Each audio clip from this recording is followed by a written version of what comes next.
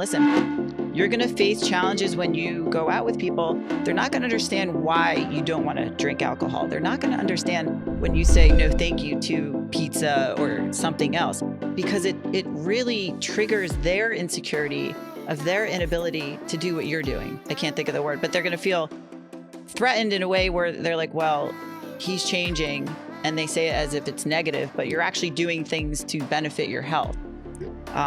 For example, too muscular. Like, what if you turn around and say to somebody, don't get too fat? Like, how would that be taken? What's up, guys? We're back with another episode of Table Talk. Today, the guest is Gilbert, and we have Tom Shepard here as well. Allie is the queen of men's health. We've had her on before, so we're going to try to not use the same topics that we used previously. This episode is actually an episode of the Crewcast, which is one of the bonus podcasts that you get when you join the crew. The link is in the descriptions. The other part of the Crewcast, or being part of the crew, is our Discord server, where Tom answers a ton of questions on there. We have form checks for all your lifts. We have discussion threads on pretty much everything, like a zillion ebooks. There's programming we're starting to put on there. What am I forgetting? Because there's so a lot much. of memes and dog photos. There's a lot of memes. There's dog photos. There's a meathead breakfast thing.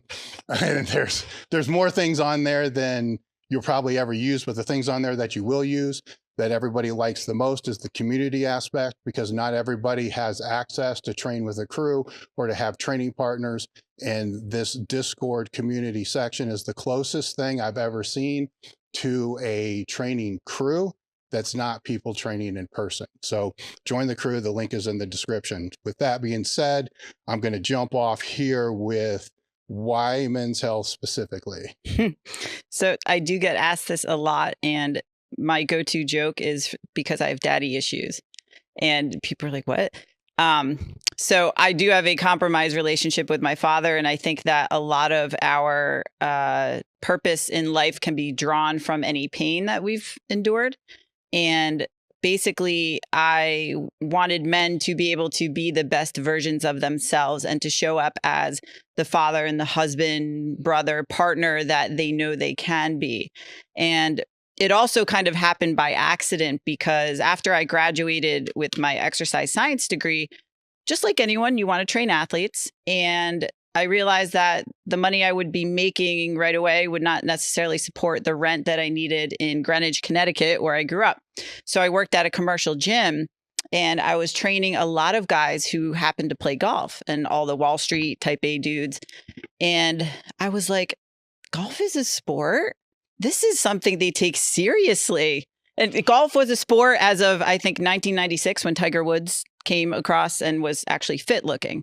So I was like, I'm going to dive into this. So I took the Titleist Performance Institute's golf fitness certification and became the golf fitness person in Greenwich. And it brought me all men as a clientele. And pretty soon you realize the discussion goes from, well, I want to hit the ball farther, I want to be more mobile in my swing, to how do I get abs?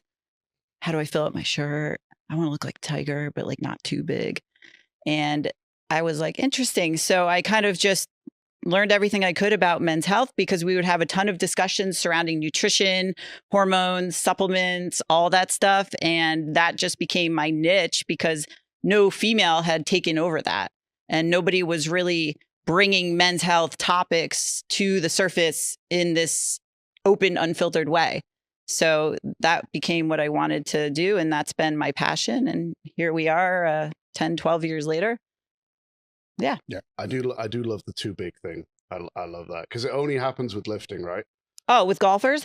No, I mean, just like people are worried about getting too big. Yeah. No one ever starts running and they're like, I don't want to run too fast. Like, I don't want to break the marathon world record, just so you know. But like, it seems that when people get into lifting, all of a sudden it's like, what if I wake up jacked? Like too jacked. Do you know how amazing that would be? Yeah. You know I'm like, oh my God, people are trying to do that. Yeah. It's like, look around you in a gym. We're all trying really hard to do that. And guess what? Most of us are failing or getting there real slow. In today's world, I have a hard time with that whole too big thing. Yeah. Because like 60% of the country is overweight, right? So they're already too big. Yeah. And they didn't even try. Yeah. So No. they didn't try to get too big, so it's a weird concept where that can't be true looking back, because say 15 years ago, the people that were saying that are now 40 pounds over fat. Yeah. So Yeah. obviously they weren't worried about getting too fucking big, right? Because they are now Yeah. in a worse way, Yeah, absolutely. in a more unhealthy way. Yeah. It's where- so weird. It's the only population next to women that I've coached where they are worried about getting too jacked because they think that, well, that's going to affect my swing. And I'm like, how do you feel? How do you think that goblet squatting 50 pounds twice a week is going to make you turn into a bodybuilder? Mhm. Well, Tiger's huge. Really huge for like third string JV football, maybe like not huge in the way you think. So it's bizarre because it's literally them and women who have said that. And they're like terrified. Maybe that's the program we have to create, is the too big program. Cause I'd love to get on that. Yeah, I'd be Like if there's a fantastic. program that I could do like in 2 weeks, I'm like, fuck, Yeah. I'm too big. God damn. Yeah. That'd be great. I can't get through doors anymore. And it'll only Don't take fit 2 in. weeks too. Yeah. Like, Oh, of course. Yeah. And Yeah. that 50-pound kettlebell goblet squat's all you need. Yeah. Well, There you go. when you speak of men's fitness, it's kind of like mental health, Yeah. where that's in a strength and conditioning world, that's kind of like saying I want to get strong. Mhm. Like it's so generalized that what does that even mean? Mhm. Men's health is, because it's come up frequently on past podcasts, and I'm kind of asking back, like, what does that even mean? Like, how do you define that? Like, what is men's health? Yeah. So I actually put some thought into it, beforehand, to kind of put some pillars in here to say that the way I would look at men's health would be the ability to realize your full potential, Mm-hmm. to be able to cope with stress and adversity, to work productivity or to work productively, You got it. and to make sure that you're contributing something to the communities that you're a part of. Mhm. Right. So it's maybe a little bit biased because I have this live, learn, pass on thing, which, realizing your full potential is living, coping with stress and adversity, and working productively would be learning, and then community or contributing to your community would be the passing on aspect. And with the thought that I put into that, that kind of like covers all of it. Because if you look at the topics, depression, anxiety, all those different things, that all fits in here, Mhm. right? But when you're looking at realizing your potential, if your fitness is bad, then the mental health is probably going to follow. Yes. Oh yeah. Yes. So the easiest way, in my opinion, is fix that first. You fix that 1st, and all the other things are going to be able to fall. What do you guys think of that? You go first. Pillars. I think it's highly logical. I think the work done to accomplish that can be overwhelming for some people because that involves doing very hard things and uncomfortable things. And it takes a lot of time. And it's being consistent over time where I think the struggle for anybody in fitness is. And men especially want to win and they're very competitive. And they feel that if they can't accomplish a certain thing that maybe they're failing or not living up to their potential, and that can mess with them mentally. Do you think that's based upon the clients that I guess you both have worked with? Do you think that is harder than starting in the first place? That's a great question. I mean, don't know. just to backtrack to your kind of original point there, I think like when we're looking at pillars like that, there are really only two types of things, in my opinion, that, and again, this kind of goes off on a philosophical tangent, so cut me off if it kind of goes too far, but there are really two things that, in my opinion, give someone actual fulfillment and confidence and self-worth and all that, whatever you want to call it.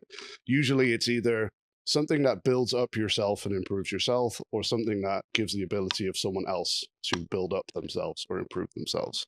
Expand on the second part. Okay, so being a parent, being a good parent, for example, or supporting the community, allowing other people to reach their potential or achieve things that they thought they weren't able to. Like you are a facilitator of them achieving things that maybe they couldn't achieve on their own. And you know intrinsically that you were a part of that, which, you know, then you can go down the route of nothing is truly selfless because you did it because intrinsically it makes you feel good or whatever, right? But in my mind, those are the two kind of pillars of activities or goals that long-term give a person good mental health and fulfillment in the world. And I think training sits right there in teaching people that input equals output a lot of the time, and a lot of the time output in really meaningful things that actually enhance and improve your life comes a lot later after the input. You know, because, you know, we live in a society now where if I want something, I can Amazon Prime it right now, right? Or whatever. I can get everything at the click. I can get that dopamine hit if I make a post on social media. But all that stuff is kind of like superficial, shallow level kind of fulfillment, enjoyment, whatever. Whereas the really meaningful stuff that gives people long lasting fulfillment, enjoyment in life are those long slogs with delayed gratification. And I think in a society where everything is going away from that and it's just, oh, you feel sad, go on DoorDash and watch some new show on Netflix. Training brings you back to that kind of pillar where it's like, if you really want to be happy in life, you have to invest in the stuff now that you may not see payment from for a long time. And that's going to take a long time to develop. But if you never do that, you're never going to achieve that level of, you know, self-confidence, fulfillment, happiness, whatever we want to call these kinds of feelings. So I think that's where training specifically kind of fits into that, in my opinion. I would agree. I mean, the only thing that's kind of going through my mind with the Amazon Prime example is complacency kind of plays into this because yes, you can get on Amazon Prime and have somebody deliver it in the next day, right? But if you're 9, you can't. Yeah. Right? Because you have to have income, then you have to be able to have income in a bank, then you have to, at that point, you know, sign up for the Prime. So there is a long slog I get you. that goes before that. But I think that gets lost in a lot of people because of where they are now. Then they come compliant with that, but they don't realize just to be able to get to the point to where they're able to like one click and have something the next day, all this other stuff had to happen. Yeah.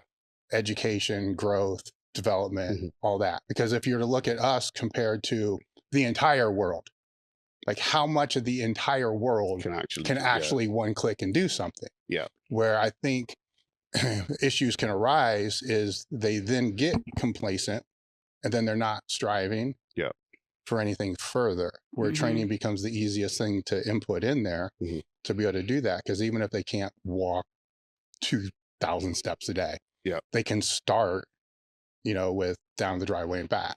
Yeah, for sure. And that requires zero income. Yeah. It requires absolutely nothing except getting up and doing it. You don't even have to put your shoes on. Yeah. If you live in the right place, you only need to get dressed. It's true. Down and back. Yeah. I think starting from a younger age, you know, when I grew up, it was playing outside. It was developing skills of being social with other kids, doing BMX bike stuff and playing, you know, hide and go seek and all that. And now, because of the age of video games and screens, the way that men are developing at a younger age, they're getting that hunting and gathering effect through video games instead of getting out with friends and socializing and getting that feeling of like competition outside of their living room or wherever they're playing video games. And having that ingrained in you at a younger age leads to issues like depression and anxiety as they become teenagers and into their 20s. There's actually statistics, and I don't remember the exact one, but there's a study I threw up in a talk, how younger kids, and I'm talking about 19, 20 to 23, are having less sex than when we were growing up as a generation because of the inability to socialize and have conversations. So I think that plays a huge role in somebody's confidence. And maybe that is when they find the gym and understanding the empowerment that training can provide them, because the way that you look and the way that you feel from training is not something that you can buy or can Amazon. And you guys know just as well as I do, when somebody walks into a room and they have a certain type of physique, instantly that commands respect because you know that person has discipline, they have a work ethic, they are willing to grind and put the effort in, along with a solid handshake. It represents habits that they've forged Yep. over the long term in their life. Yeah. I think just going back to what you said about, and I'm sure Ali, you have a lot of input on this with like your golfers and stuff, but you say about training kind of being like the easiest change to make, because like it's a new fresh start for people, right? But then when you end up working for people in the longer term, that almost always ends up becoming, you almost always end up finding out that like they actually really don't like their job, or their family life or situation is not. Do you know what I mean? So then all of a sudden they've come to you to work on this pillar over here that hopefully is going to give them fulfillment in the long term. And you end up talking to them about all these other things that should be giving them fulfillment that they've neglected. And those touchy or more emotional, closed off subjects all of a sudden start opening up. And you're like, well, these are the things that you should be investing in. You know, like, do you need to do a job that you hate, for example, and gives you nothing? Do you need better time management, spend more time with your family and your wife? Like, what are the things? Training is now giving you some fulfillment, but there are all these other things that you could be investing in also now that would give you that longer term happiness. And then, you know, it happens all the time, right? You end up becoming almost more of a life coach at some point if you work with someone long enough. You know, not that I'm sitting here like I've got it all figured out or anything, but a lot of the time you're just a soundboard, right? Because they already know the things they probably need to do. They just need to bounce it off someone and hear it worded in the right way, you know? Well, I think some of that plays into the community aspect that Ali was talking about, because if you just exclusively live online, right, then you're only going to be around those people that fit your thoughts, beliefs, like an and all echo the chamber, other stuff, right? Except for like negative comments and stuff that, or things that they'll make up in their own head from online. But if you're working with somebody or you're in a gym training with other people, they still all be like-minded because they're all there to make progress, but they all come from different areas. And then so there's more diversity because of that, which is going to help people grow as well, instead of being just pigeonholed into what this is.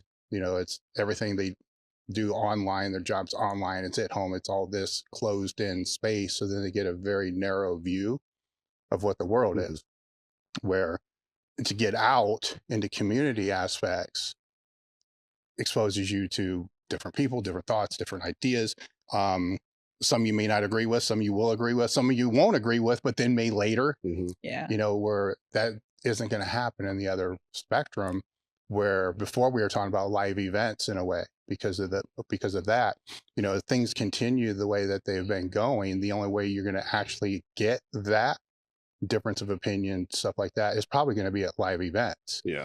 Because of, I don't want to go down a censorship rabbit hole, but let's just not go that direction, but say self-censorship, right? Because you don't want to say this, you don't want to say that, you don't want to say that because it's online. And for some cases, it's probably a good thing, right? I mean, you can't just blatantly go out and say everything that you want. Some do, but usually there is going to be a certain degree of self-censorship, and that expands. It seems to be expanding, where if you're working with a coach, working in a small group, or training in a gym, you're not going to find that, which is going to expand those ideas that typically wouldn't be out there, good or bad, right? So and we should be all exposed to that, because eventually over a period of time, the bad ideas lose.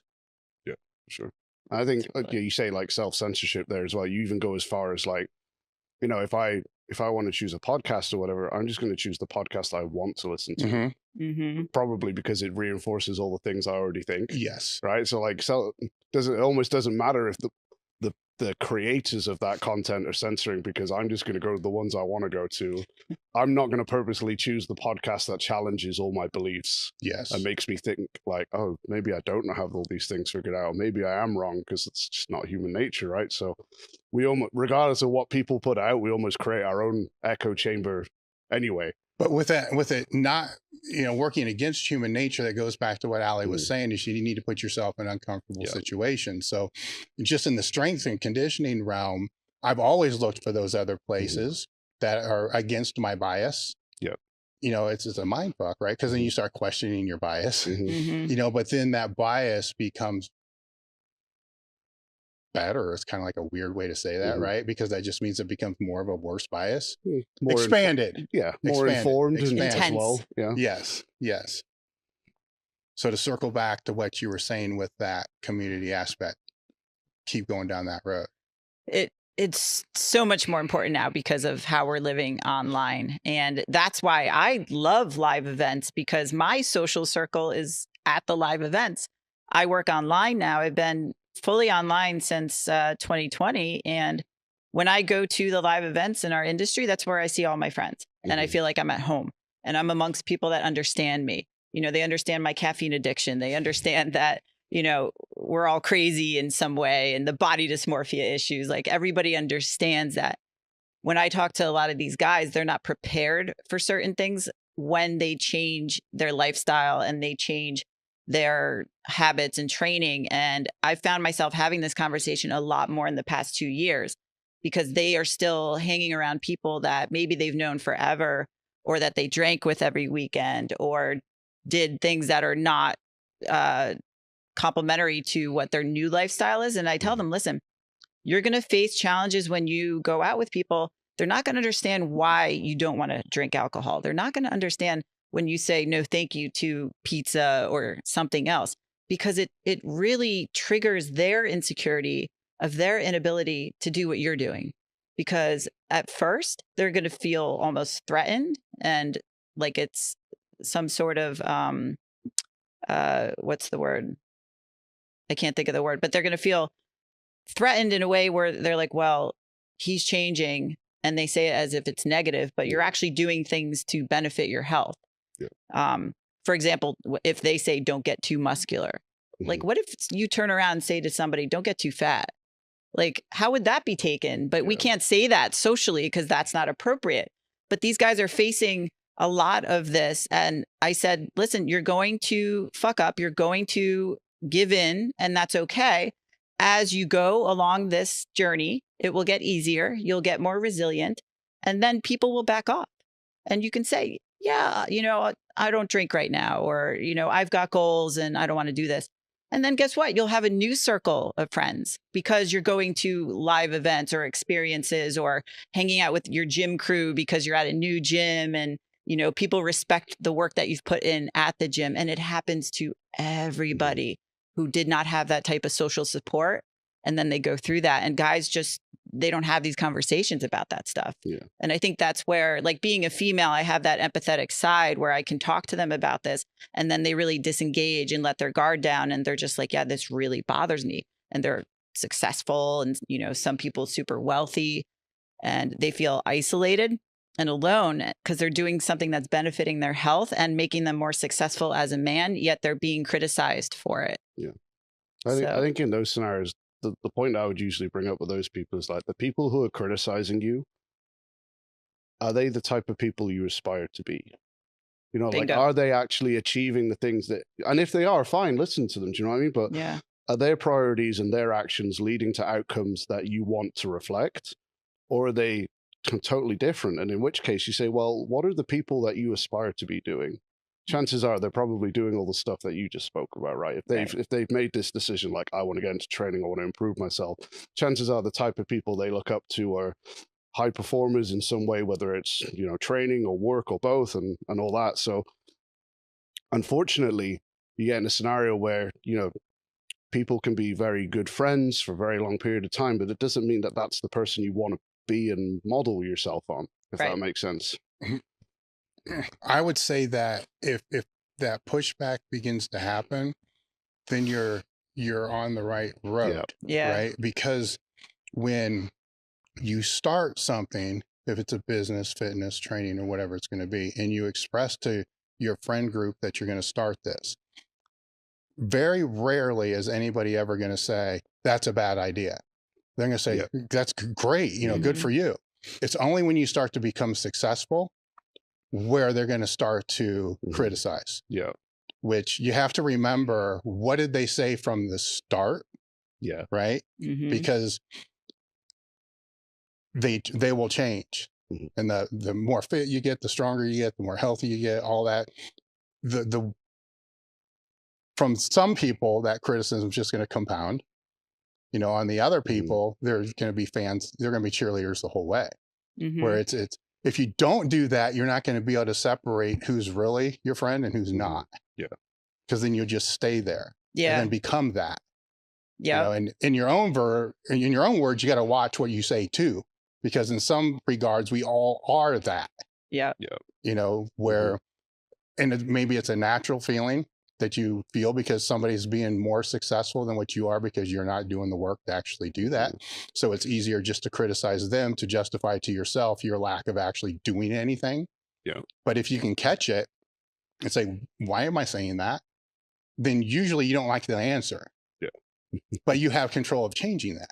Or if there's somebody, and this is what I was going to ask, if there's somebody there that can call you out on your own bullshit, right? Yeah. Where with the clients that are coming to you, the question would be, are you telling them things that other people have already told them before?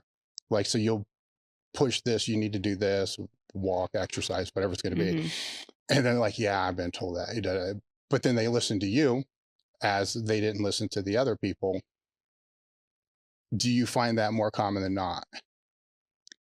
I think so. I think when people seek out coaching, it's not because they are happy with where they are or they feel amazing. A lot of our guys were not able to get to that next level by themselves. And maybe they had tried different coaches. And so I asked them, what did you like about the experience? What didn't you like? Tell me everything. And sometimes it comes down to something that no one just blatantly, directly told them. And I have said to guys, like, I need you to confront, like, for example, binge eating has been a thing with some guys. Not something you would think guys suffer from, but a lot of them do. And for men, the way this looks is white knuckling through the entire week at low calories. And then the weekends is just chaos. So I tell them, I can tell you to eat a certain amount of calories and stick to whatever on the weekend, but that's not going to fix the urges that you're having. I can take the 10,000 calories that you binge on the weekend, disperse them throughout the week. It might make you feel more full and less urgy, if that's a word, but it still doesn't solve the root of the problem. I need you to confront why this happens. What did you go through perhaps as a child? Were you criticized for how much you ate? Were you, clean your plate? Like all of that stuff. I don't think that a lot of guys get asked that. And so I really dig. And I'm like, we have to figure out the reason, because otherwise you can go from coach to coach to coach, and this is never going to resolve. And I can tell you, binge on anything that you want, eat as much as possible. If it's cookies, I want you to eat so many cookies you get sick and you feel ill. And guess what? It's like when people drink and they're like, I'm never drinking again. And you'll be like, oh my God, I'm never eating this many cookies again. And that'll last for like a week and then it'll come back. Yeah. So it's that cycle that we have to break this. And sometimes you have to really kick them in the ass, because I'm like, what's the worst thing that can happen? They're going to say, I don't want to work with you anymore. And yeah, that would suck, because I feel I could really help somebody. However, maybe we're not a good fit. More often than not, they appreciate the honesty and the fact that, yeah, I needed that, or I never thought I actually had to consider that with this behavior. Yeah. I mean, in those scenarios, you can't help someone who's not willing to help themselves anyway, right? From the start. But I think in those scenarios, again, it almost kind of circles back to the pillars of mental health and stuff that you talked about. Like when you take those people who have binge eating patterns and stuff like that, if you truly ask them a lot of the times, name the top 3 things in your life that give you pleasure. If food is in the top 3, you've usually got a problem trying to improve that person's body composition. Because if those top 3 probably make up, say, 80% of their entire life's pleasure, just to put a number on it, and you're just going to take one and go, nah. Do you know, like, that's a huge. Whereas if those top 3 are like training, family, I don't know, my sports team that I'm part of, or do you know what I mean? Like all that kind of stuff. And now food is getting pushed 5, 6, 7, 8. When we now control that variable and it becomes less pleasurable, all of a sudden we've taken away this much as opposed to that much, right? And again, the tricky thing there is food is an addiction that you still have to have. Yeah.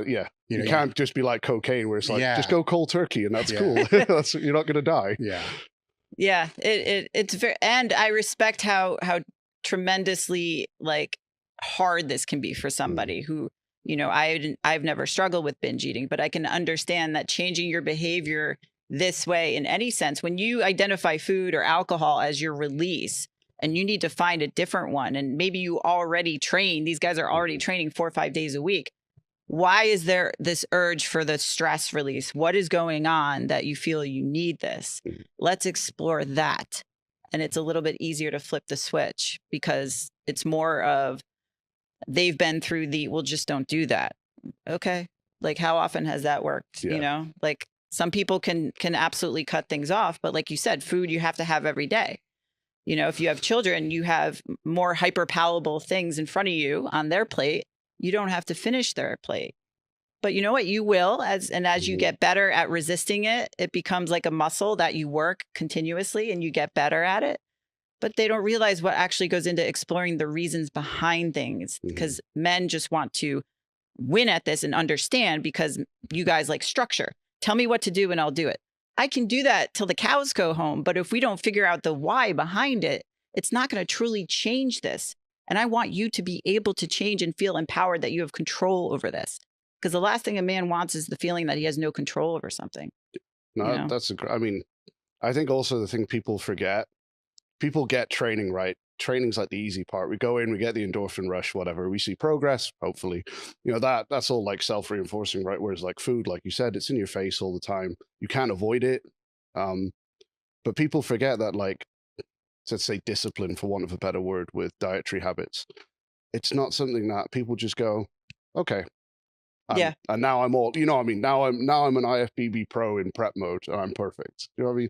Like, it's a skill and a habit that gets cultivated and built over time, and no one's perfect from the start. But again, I think that's something that doesn't get talked about, which is like being 70% on is fine if that's your start point. You don't need to beat yourself up for the third. I mean, if the 30% off is like your all day cheat meal you talked about, where it's like 12 hours long, maybe that's an issue, right? But as long as that 70% is becoming 71, 72 over whatever time frame, then you're improving. At the end goal is going to be there. Your timeline might be different to another person, but it doesn't matter. As long as there's some form of self-improvement going on at any rate, you're way ahead of the 98%. Who are probably going the other way, right? Like, just to use like my own example, I was the other way. I was too structured and obsessive, and I think at one point on MyFitnessPal, I had like a 1,700-day streak where I literally logged every fucking thing I ate, including like dinner at Christmas. And so, like, for me, the process was the other way. Was how do I get away from that? And that took, you know, it's still an ongoing process. But if I say 4 or 5 years to get to the point where now I can be more relaxed about it without the internal struggle, that's okay if it takes that long. You know, you don't have to be perfect straight away. You've got, as long as something is moving in the right direction, then you shouldn't be punishing yourself if there's any form of improvement there, in my opinion. There are, when going back to, you know, them being asked certain things, I do ask them on our intake form some of their proudest accomplishments in life so that I can review what they value. Their favorite car, because I love cars and I like to get to know them. But I ask also, and I ask this live and on the form, if they have a supportive partner and if they have a supportive group of friends, because then you can know what you're up against as well. Because sometimes it's not just them, like we discussed before, the social circle, but if they don't have a supportive spouse or whomever they're living with, that's going to be something we have to confront. Yeah, for sure. Yeah. They can, if I go down my own rabbit hole as an example, because I want to blatantly say things that would apply to everybody with, say, the binge eating part, you know, because I've thought a lot, or, you know, all that shit. I'm too fucking old. So you think about stupid shit all the time, right? Is with cheat meals and stuff like that, I had no problem eating a ton of food because binge eating was never really a problem. I grew up in a household to where there was very little, if not any, junk food ever. Right. So I like mow a lawn, get paid to mow the lawn, walk to the grocery store, then eat the whole box of Ho-Hos, which was 99 cents. I think it was originally 79 cents and it went up 99 cents.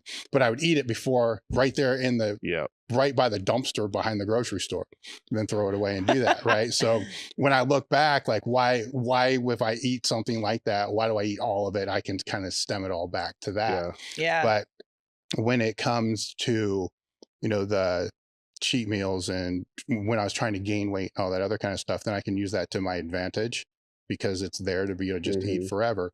But the only way I was able to use that to my advantage is it wasn't the first priority. Where when I was younger, I guess during that week or whatever it was like, what do I need to do to go eat this thing?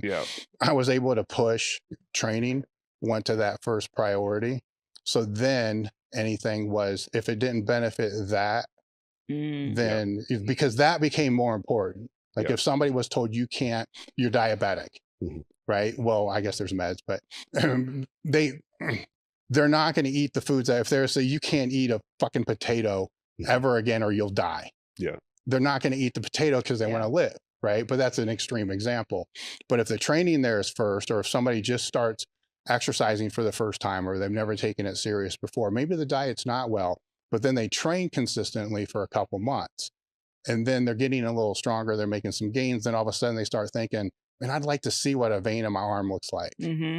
Then that will be the catalyst to slowly go over what that other one was, support network. Right? Yeah. With the support network, if food's here, the support network's here, but then that just pivots. Yeah.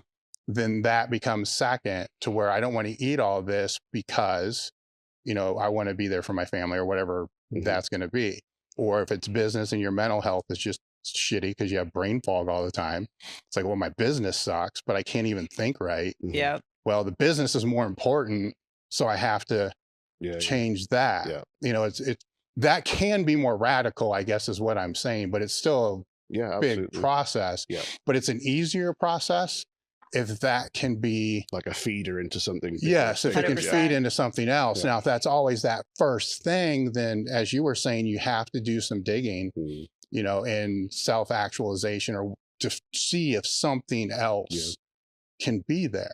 Right. Because I guess if you're a competitive eater, you know, but that's a different thing. You just need to learn how to eat a whole lot of lettuce to stretch your stomach out. But hey, that first vein though, when they get that first vein, that's like they're in a toy store for the first time. See, that's what I've always wondered is when those things start to happen, you get a little bit past the beginner gains, but they start to get stronger. They start to see a little bit of abs or see that first vein. Do they become more, what's the word I'm looking for, compliant with the nutritional side? Yeah, because they realize like it becomes more addicting to them, I guess, where they're like feeding off of this because then now they're getting compliments from other people in the gym or, you know, people can tell a difference and they're like, I need new clothes. And this is great because I fit through, like if my clothes fit, like the arms, you know, the guys that you guys like the t-shirts that fit well and seeing veins, like, because we post that a lot amongst all our clients and myself, even like showing that like they've never seen that. So now they're lean enough to see that. So that keeps driving that positive reinforcement. Like, okay, now I understand how nutrition is part of this and I got to keep this up. And then they realize if they do revert back and maybe they drink alcohol or they eat something that they used to, how they feel is enough for a catalyst to be like, yeah, I did not feel good. Like, I don't think I've ever seen anybody who's given up alcohol or some sort of junk food and they haven't said like, I sleep so much better. I feel so much better. Like I look better. You know, they're not inflamed. They're not puffy. They're not tired and dragging ass, you know, as much as they were before.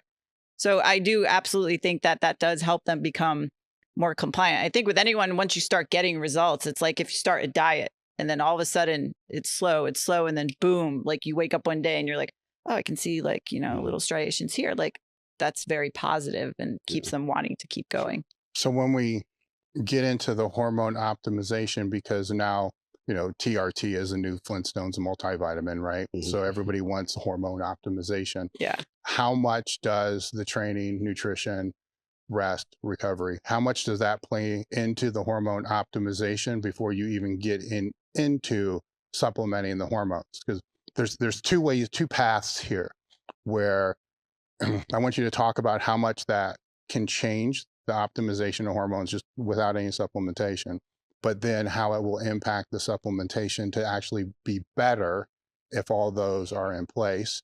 Because what we'll typically see as somebody moves through this journey is they just put that in, but none of the other things change.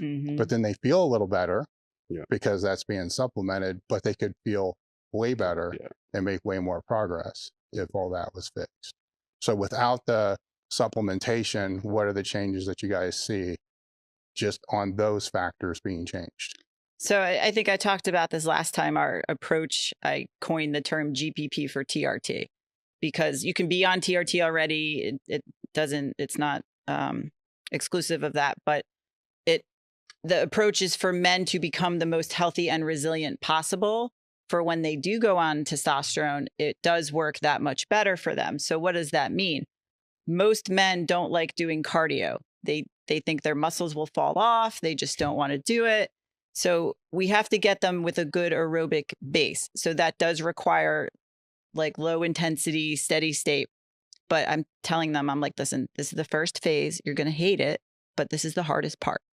And then it only takes 8 to 12 weeks for these adaptations. And then it's smooth sailing. And then you can do all the interval shit that you want. I need you to do this right now. So it's higher reps. It's a lot of low intensity work. And then that gets a lot of the body fat off, because if they're over 15%, I would say it's not going to be the best experience on testosterone because of the inflammation caused by body fat. So we get the body fat down. We match the nutrition to that. Usually it's a lower carb approach. Get body fat down, allow their mitochondria to build so they can actually use the food they're eating. Then we transition them into more of hypertrophy and the strong and the fun stuff. They start to feel better, look better. Maybe they did labs before. The labs start to improve. Mindset improves, confidence improves. So then when we introduce testosterone, it's kind of like the icing where, for me, like I've gotten emotional before talking about the transformation that occurs in men when they do go on testosterone, in addition to all the lifestyle factors, because it's like everything comes together. And just talking to them, I notice a difference where the confidence and assertion in their voice is completely different. And they feel they can show up as the father, husband, brother, whatever, like way better. They don't have that brain fog. They feel they can recover from the workouts in the gym. And their whole life just improves. And it sounds like I'm selling everybody on this, but literally that does happen to a lot of guys. But also, like you mentioned before, sometimes that has to be the catalyst to get them motivated, to get them in the gym, to get them doing the lifestyle things. But I am very clear that that does not fix it. These are things that have to be addressed, whether you're on testosterone or not, because it's your health. And sometimes it does take lab work for guys to see like, oh, shit. So in that scenario, it's almost like maybe someone going on like an antidepressant just so they can feel good enough to actually start making the changes they need to, right? I think the biggest misconception with like HRT and all that type of pharmacological input is just like, people think it's like an input on ChatGPT. Like you just go prompt. And you put whatever you put in, the right thing comes out, right? But like, you got to realize that there's so much that goes on between that injection and the actual physiological changes that happen to it. Like Ali's talking about with aerobic capacity and you know, all the stuff that comes with that. If you're really poor metabolizing oxygen and all that type of thing, you've got a lot of free radicals and inflammation, your absorption of those hormones is going to be worse. If your body fat is high, your aromatase enzymes are going to be more active, so you're going to convert more of that to estrogen. You know, there's all these factors that go on that change the outcome with the same input. You know, it's kind of like gassing up a car that's working great compared to putting better gas in a car that's falling apart, right? It's not going to make much of a difference to that car that's falling apart, because that's not the real issue here. Like, and it's, you know, on the kind of extreme end of that, you see that with a lot of, you know, people who are using it for performance enhancing purposes. The dosages just keep coming up, but the output isn't improving. But that's because you don't have the actual mechanisms to get anything out of those hormones on like a cellular level or a metabolic level or whatever. So again, the better your body is functioning before you start putting that stuff in, especially on an aerobic level, or if you can get your body fat to a better level, then the more returns you're going to get out from it. It ends up being like one of those 1 + 1 is 3 type scenarios, you know. But I think people need to stop looking at it like a magic pill, that it's just that injection's gonna go in every week and everything's gonna just change, because it's never that simple with anything, right? In life, with the human body, whatever.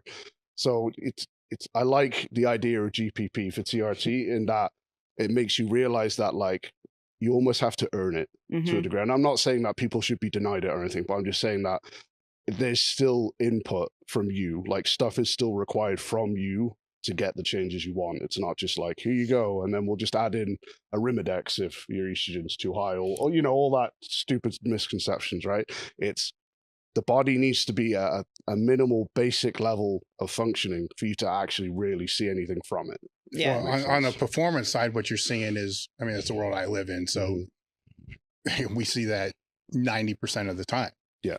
Is, you know, the answer is the anti-estrogen or just more shit instead of addressing the ability for it to actually work better. Yeah. You know, which is mind blowing to me. But that's been the go-to for a lot of people for so long. And it's what the bros are all going to tell them to do. Shit's not working, just take more. Yep. Where they would be surprised at how well they could do if those are dialed in. And I think that comes back to when certain top lifters will be transparent and say what they take. The normal reaction is that's bullshit. Yeah. There's no way it's just that. It can't be, right? It can't just be that. Yeah. And like, but you're not seeing all this other stuff that's probably making that work better for them than that 9 grams that you're taking and feeling actually worse as that goes up. I don't think you deal with that end. Not so much. Yeah. That kind of comes back to the whole like self-doubt criticism part, right? It's like you're looking at those top guys like, it can't be that they're working harder than me. You know, it can't be that I'm being lazy, right? They must just be there on more stuff than they're saying. No, but it's interesting, right? Because as this topic has become more popular over the last few years, both of these conversations are happening simultaneously. Yeah. Right. And I don't know if the demographic listening is actually peeling these conversations apart. Yeah. Because we could sit there and say, no, you need to get all this shit figured out first. Like, don't take anything until you're older, until you're more experienced, until you learn how to overcome sticking points and all that. And that's 100% valid times 10. But on this other side, you know, with just the dudes that haven't done anything ever, you know, that can be the catalyst.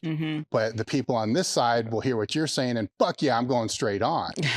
You know, and you see what I'm saying? Yeah, That's why it's so absolutely. interesting to have both of you here, because those two conversations, they're not peeled apart, right? And then as consumers or people, you know, they just listen to content, they're going to selectively hear what they want to hear, you know? So it's like, hey, you know, it's this group over here says, go on right away.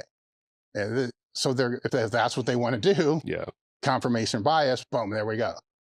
Then on this side, you know what I'm saying? Is somebody else could hear that and say, no, I'm not supposed to go on until, you know, I'm whatever. The double body weight squat or whatever, or I've been training for 5 years or whatever the generic term. Now you take both those demographics and you put them in the same gym. Yeah. You see, that's probably what you deal with, right? Because they got the bros saying, here's what they should do, you know, take all this kind of shit. And you're like, what are you talking about?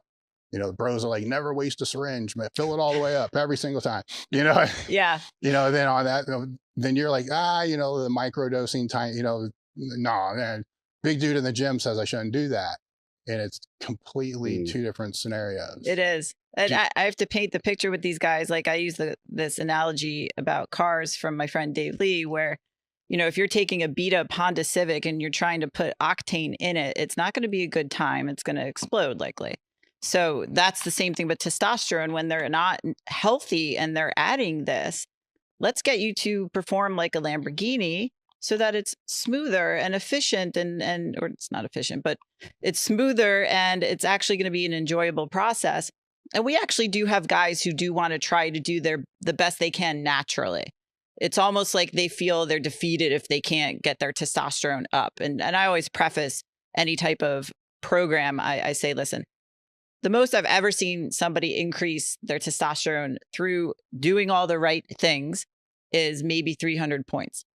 Doesn't mean they feel better. Doesn't mean, you know, it impacts any other way. I'm just letting you know, don't be disappointed if a year later you do labs and you're the same. And quite often they're the same, give or take like 40 points. Sometimes they obsess on that. I went up 40 points. I'm like, and how do you feel? The same. Yeah. Okay. So it doesn't really, you know, same with like test boosters. Yeah, but it increased it. Okay. But like, how much do you feel different? Like these things don't work. So positioning it that way, usually then they feel a little bit better about going on testosterone because they feel, okay, I've done everything I feel I possibly could. Then once they get on, there are some guys after 3 months, I feel so good. What else should I take? And I'm like, nothing. Let's sit here for a while, you know, because they're like, oh, you know, watching whatever YouTube, they're like, well there's these, you know, they call it TRT plus or TRT add-ons stuff. Like that's a new term within the last 5 years. So, well, this guy takes this, you know, or should I fuck with SARMs or do that? And I'm like, no, like, dude, you feel you're in honeymoon phase. Like, let's ride this out, you know, see how you feel. So yeah, it's funny when the two of those worlds collide and all the different conversations come together. Yeah. I mean, in a similar way, though, where you kind of get the conflict, you do get that with blood work as well, right? Because we get these ranges and people just assume that if I'm in that range, I'm good. Everything will be magical. But like, it's very possible you can be the high end of that range, but present symptoms of low, because what's high for me is not high for you, and vice versa. And you know, again, at like the cellular level, how well that testosterone binds to the receptor and all the stuff happens in your cell, how efficient you are at that changes. You know, and that not everyone's going to be a super metabolizer or whatever, right? So like, I guess you probably have to end up fighting people with that a lot. Like, okay, let's say their normal range is like 400 to 1100 or whatever, and they're 500, but they feel great. You probably have that battle then where you're like, well, 500 isn't low for you, obviously, because you're functioning well, arguably close to optimal on 500. So why does it need to be? Maybe you go to 800 or 900 and you start getting acne, you start getting mood swings, or, you know, whatever else may come with that, right? Like, it's really hard, isn't it? When you have arbitrary figures and people probably become so attached to the numbers and almost turn it into a numbers game. You know, going at it like a power lifter, like trying to beat a fucking PB on your estradiol and your free testosterone. Dude, no, literally guys will wear their total T number as their bench press number. And they focus just on that. And I'm like, stop focusing on the number and you know, obsessing. I mean, I've had guys send me spreadsheets of their labs the last like 5 years. And I'm just like, oh my gosh, there's a lot of information. But they do obsess on the numbers more so than how they feel, because they have been told that you are fine or you are normal and all that stuff by previous practitioners. That is why I like Merrick, because they won't dismiss these guys for being somewhere in this range that is very arbitrary and based on the average of everyone in America, whether they're overweight or sick or whatever age, and truly understand where the person is coming from a symptoms perspective. I can kind of understand that to a degree, though, because feel great is very subjective. Right. In the most part, you have feel great, feel like shit. Yeah. And then there's all this middle. I guess there's fine, which is just what you tell anybody when you don't really want to say how you feel. So there's like 3. There's like, well, there's a hidden one, then there's those 2. And so if somebody's asking, you know, if it's Merrick or something like, or any of you guys, like, how do you feel? Right. Your answer is going to be how they feel at that period of time. I don't even know how to answer a question like that.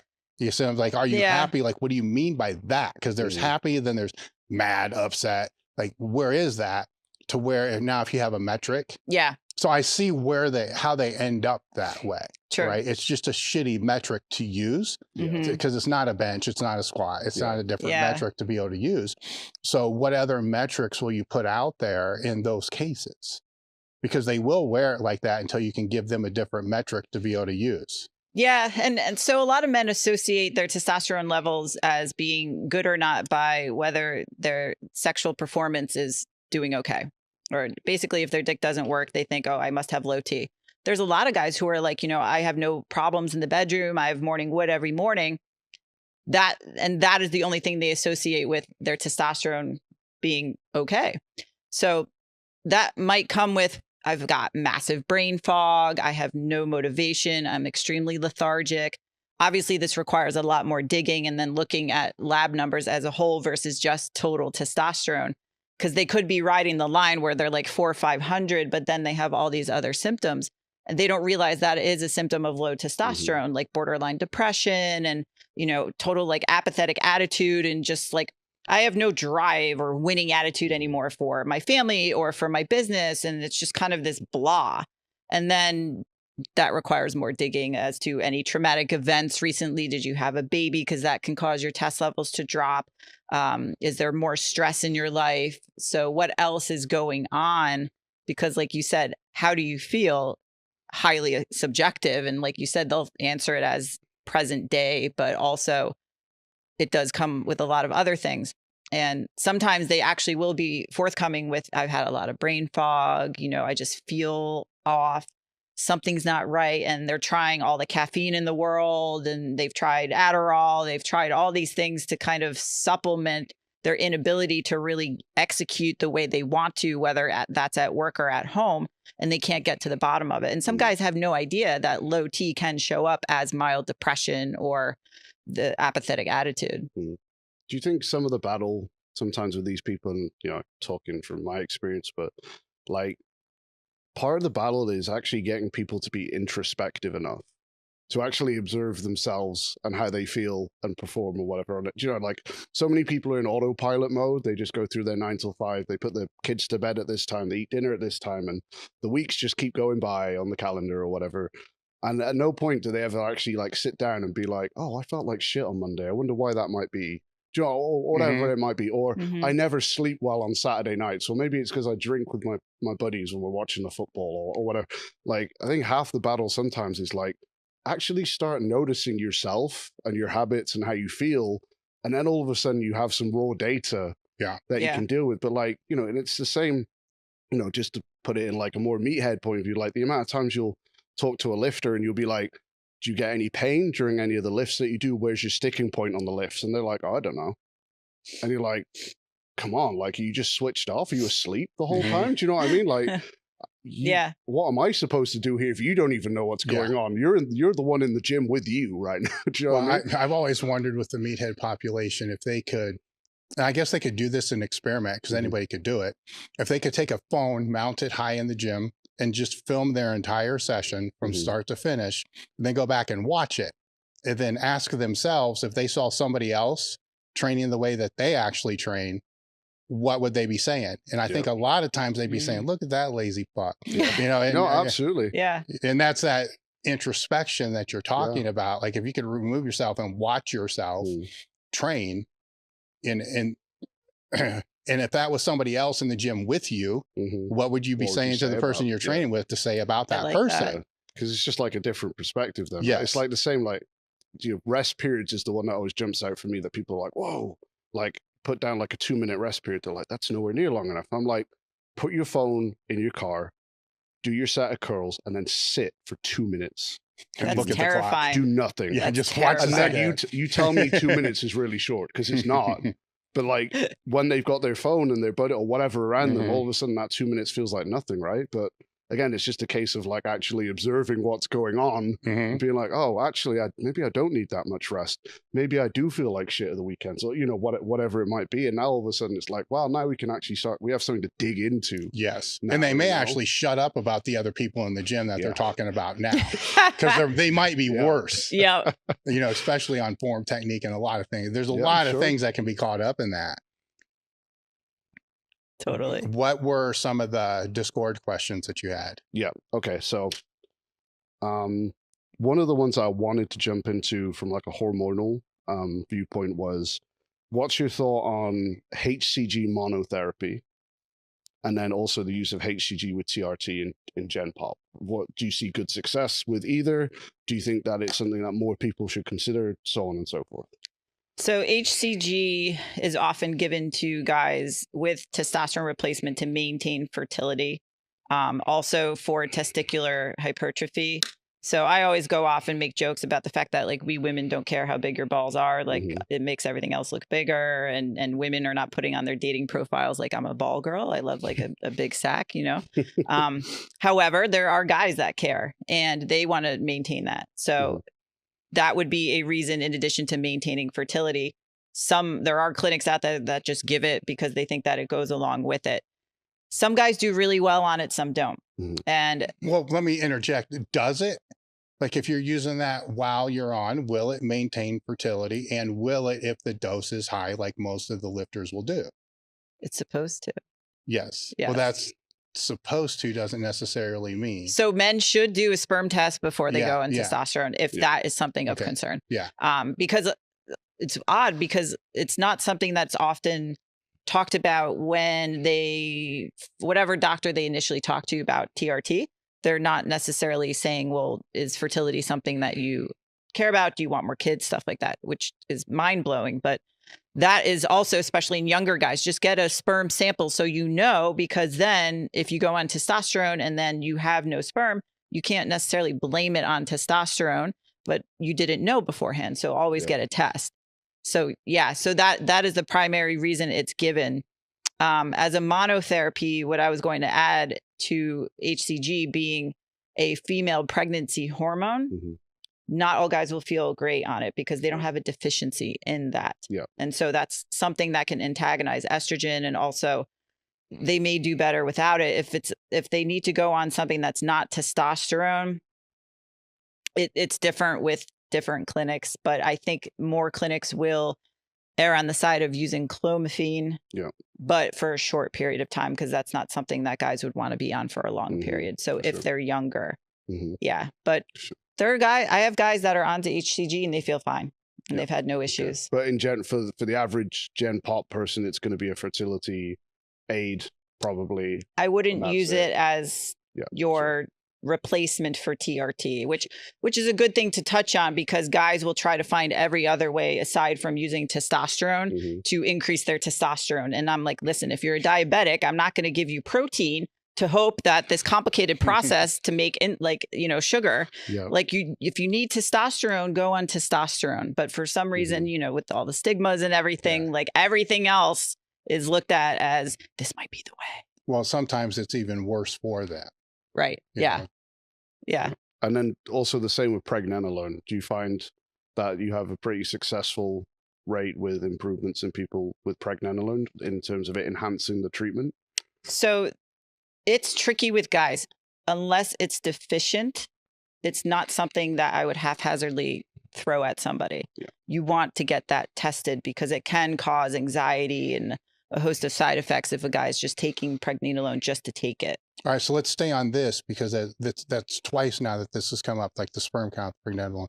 What should they have tested before they go on? Because there's different types of clinics. There's Merrick Health, which we all know is what everybody should use, right? Yes. So they're a good one. But there's other ones, I call them Test Club for Men. Yep. You know, that you just get a hold of and they just send you whatever you want, veterinarian or not, right? So in those cases, they're probably not even doing labs at all. It's like take a physical, protect their ass. Write your name on a piece of paper. Whereas, what would the markers be they should test before? So if they've never been on testosterone, you want to get FSH and LH just to see what's going on there. Is the signal being sent from your brain to your balls? Because that will determine what type of hypogonadism they're suffering from if they have it. So primary is more having to do with testicular trauma. And if they have a varicocele or if they've been kicked in the balls or something, then that's something that's very difficult to rectify without hormone optimization, or if it's due to old age. So that would be like a manufacturing issue, for want of a better way of putting it. Like they can't create the testosterone. Yeah. Okay. Yeah. If their factory installment is not operating properly. Secondary hypogonadism is what the majority of men are dealing with, especially the younger ones. And that's the impact of stress and the fact that there's a disruption from the signal from the pituitary down to the testicles for some reason. And it's finding out what is that reason. And that can be a host of different things.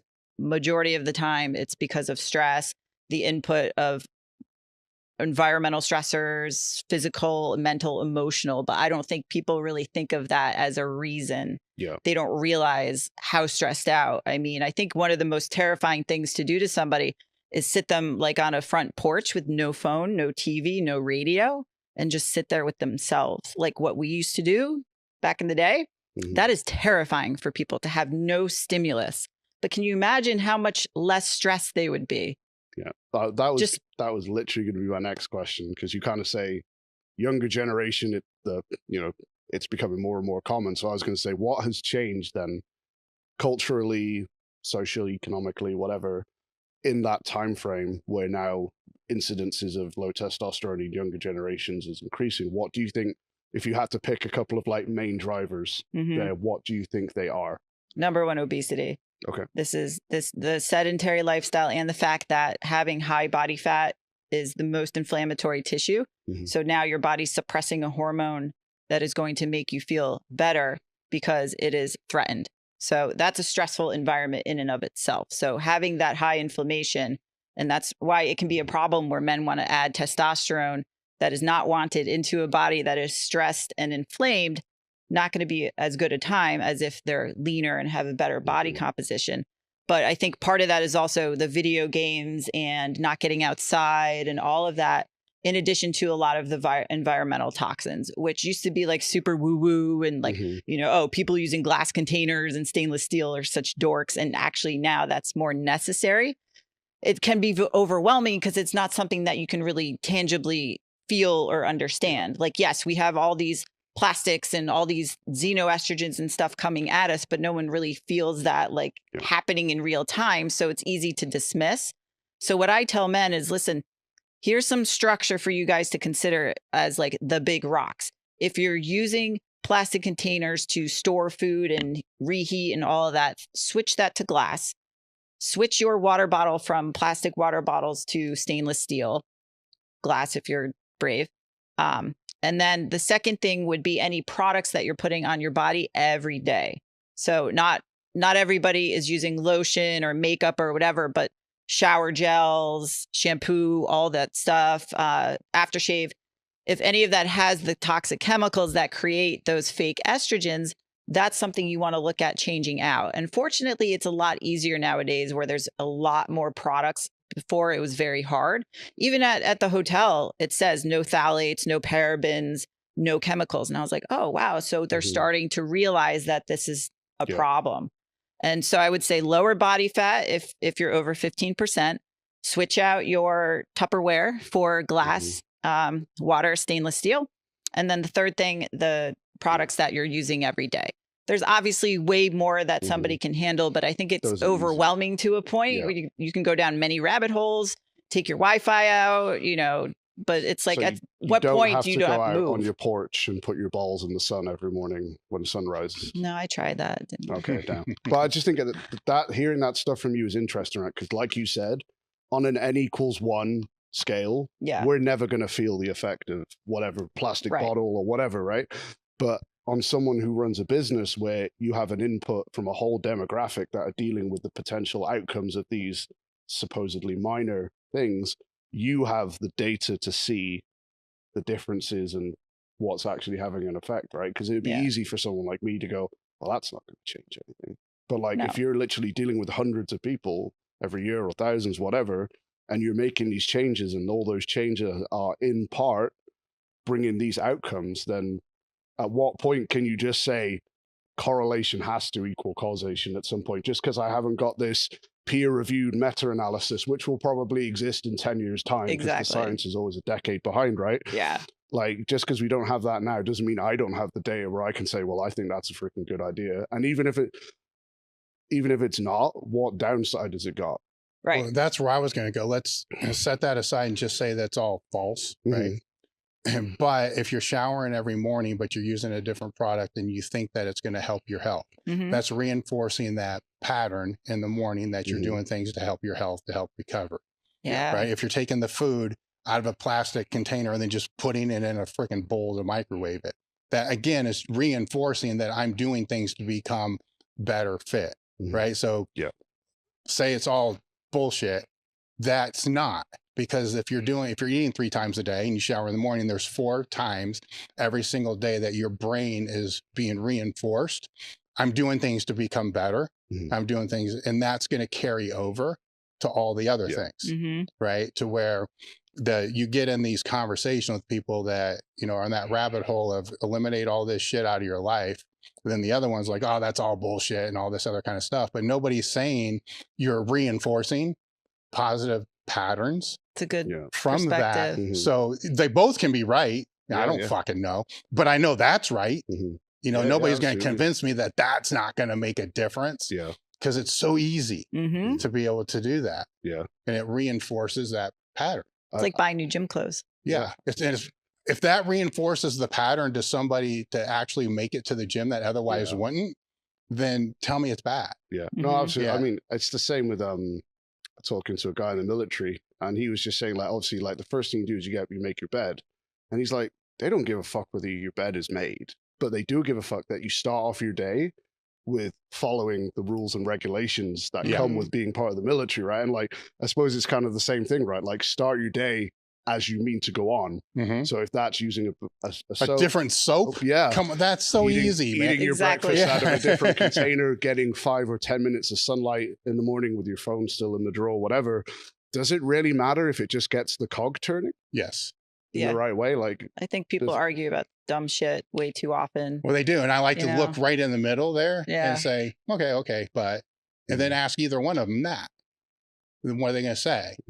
You can't argue that. No, it's No. good that you start off knowing that you're putting shit on your body that could potentially Yeah. destroy you and make you die 10 years Yeah, later. that's it. That's a good way to start your day, right? Oh my God. Yeah. That's, I'd say one of the questions that came up I quite liked was if you could just put one message out kind of now that the general population and demographic had to just learn about TRT and HRT, like kind of one sentence, one fact, what would that be? What would be the biggest takeaway statement for you that people just need to get their head around when it comes to HRT and TRT? TRT is simply replacing what your body should already be biologically producing. Mhm. Nothing more. Nothing less. I think it's attached to a lot of the stigmas and the scariness and all that stuff because of research that's been outdated and refuted, but also a misunderstanding of associating it with bodybuilding only, which obviously are way higher doses than what guys on therapeutic use are doing Yeah. it for. So same with the, I don't want to get too big. Mhm. Cool. Try. Yeah. So do you think there's still, even now, there's a big kind of misconception there with that in terms of what TRT actually is, in terms of like, In my world. we're looking at it as a, it's a replacement of what you should have but whereas the average person still looks at it as some kind of super physiological advantage, like a cheating mechanism. If you Oh yeah. Yeah.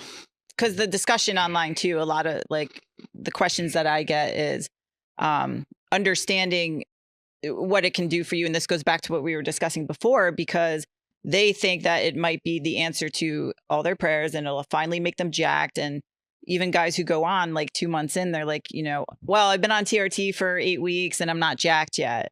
And obviously that has a lot other variables that pour into that. But sometimes they see it as that's the only thing it does. They don't know how powerful it can be for your mind and for your brain and how for your heart and all that stuff with the cardio protection, with the conversion to estrogen and just living a higher quality of life. And it's one of the safest medications a man can take. Yeah. You have commercials that are saying like you're going to have explosive diarrhea as side effects to certain pills and turn into cannibalism and all that stuff. Yet testosterone's bad. Yeah. Like it that still exists. Yeah, the fake, the artificial jack or the accidentally being jacked thing just made me think of when we were talking about cardio before. People think it's going to kill their gains and gain muscle, but you look at every professional athlete that's jacked, they're doing way more cardio, way more than anybody than 10 minutes on the bike. Yep. 4 times a week. Mhm. And NFL players, rugby players, all these people, that's all they're predominantly just doing that.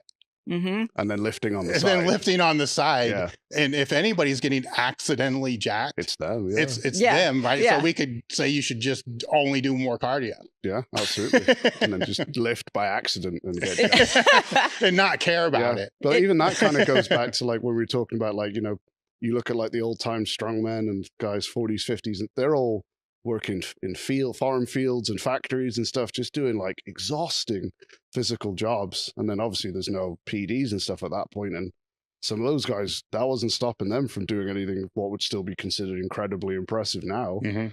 Totally. And I bet they could squat and deadlift heavy in the same week. Yeah. Without trashing themselves, which, we could, you hear that kind of thing all the time, right? Yeah. I can't squat and deadlift heavy in the same week. Well, okay, maybe world record level, multiply, whatever. But at some point, do you want to ask yourself the question, would it be beneficial if I could get myself to the point where I could? Mm-hmm. Would that be a good thing if I could do both? I don't see why not. Why? Because if I can do the lifts I compete in heavy more often, that might lead to more results, right? Mm-hmm. I mean, it's crazy thought. That's what I do. Like Luke Lehman's talk at Silverback was about doing cardio, like for dudes. And so he put videos of me up with my deadlift and pull up PR. And then he's like, yeah. And then Allie goes and runs an hour the next day. Mhm. And so I'll put that on my stories. I'm like, yeah, I ran an hour yesterday. And then I'll be doing loaded pull ups with like 60 pounds. And people are like, wait, like, so you don't lose strength and you're not shrinking? And oh my gosh, you can still do both. And I'm like, how cool is it that, yeah, you can actually lift that and then go run. I enjoy it. I played soccer. Like, it's okay. Because you're not going to shrivel up. Like they associate any type of cardio always. Well, I hate running. Why does it have to be running? There's 11 billion other choices that we have. Yeah.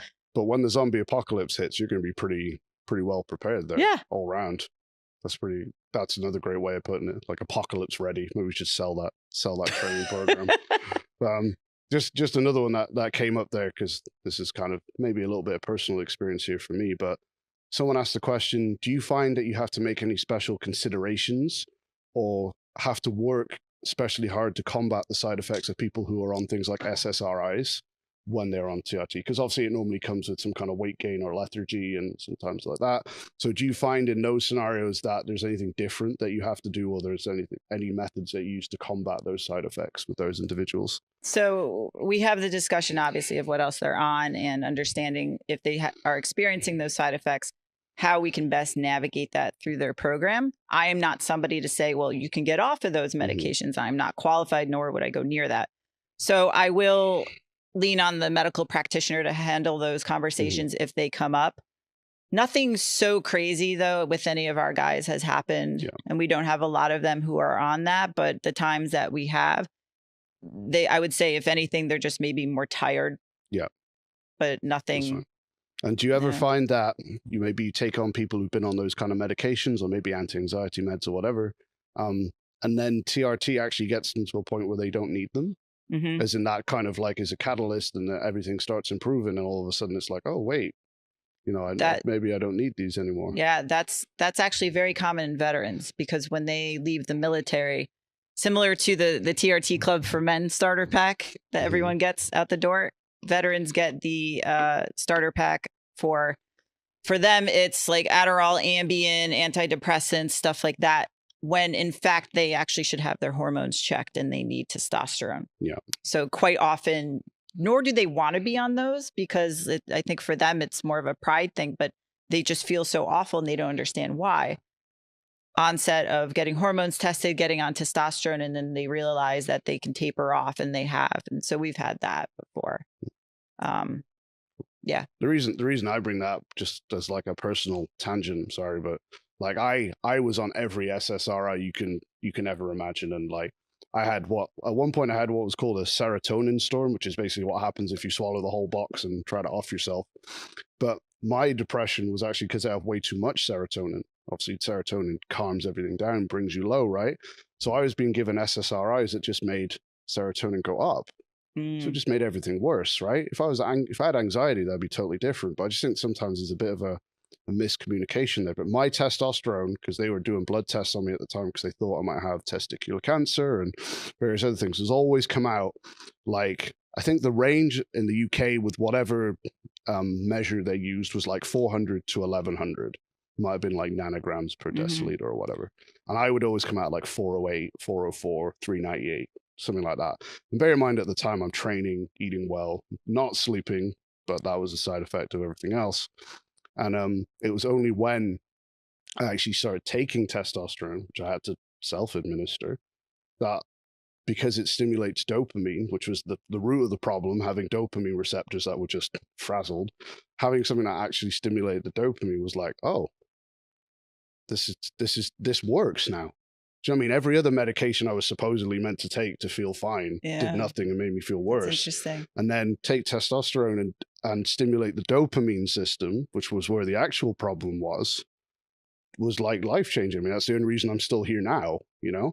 But I just wanted to make that point because, like, I'm sure there are other people out there who maybe are in a similar scenario where they're getting thrown all these other pills that are maybe working on systems that aren't the broken system, and maybe something like TRT, I'm not saying they should all just go on TRT, but something like that is actually going to help fix the system that is broken, and it's not the traditional thought process of your GP or your doctor or whoever you go to, you know? Yeah.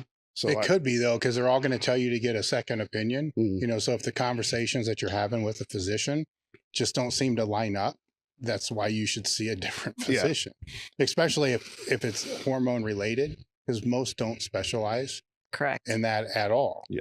You know, so you just find somebody else. So yeah, I suppose the difference for me in the UK was you can't really get that stuff privately, right? So I was just flat out told you're under 35, unless your testosterone's like 1, like they ain't touching you with a yard, because they're just going to say, well, your test is low because you got this going on, but it was never thought of the other way around, right? Maybe all of this is going on because this is, and so on and so forth. Or I just thought that was an interesting point in that, you know, there is probably a demographic of people out there who maybe have a similar issue, and that TRT or something like that, thyroid usually, could actually be the game changer for them. Like thyroid is another great example. Like, oh, well, you know, at least if we give you SSRIs, you won't feel bad about feeling tired all the time. You don't be as sad about it. Where it's like, well, can we just not be tired? Can we do something about that? I know. Well, I do actually have clinicians, if anyone listening is in the UK,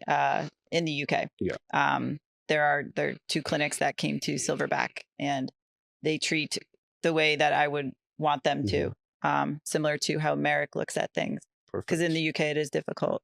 Australia as well. Those are some of the toughest countries to get proper HRT. But if anyone listening needs somebody, I got a guy. Yeah, well, I'm glad you've done that, because like the UK is pretty far behind.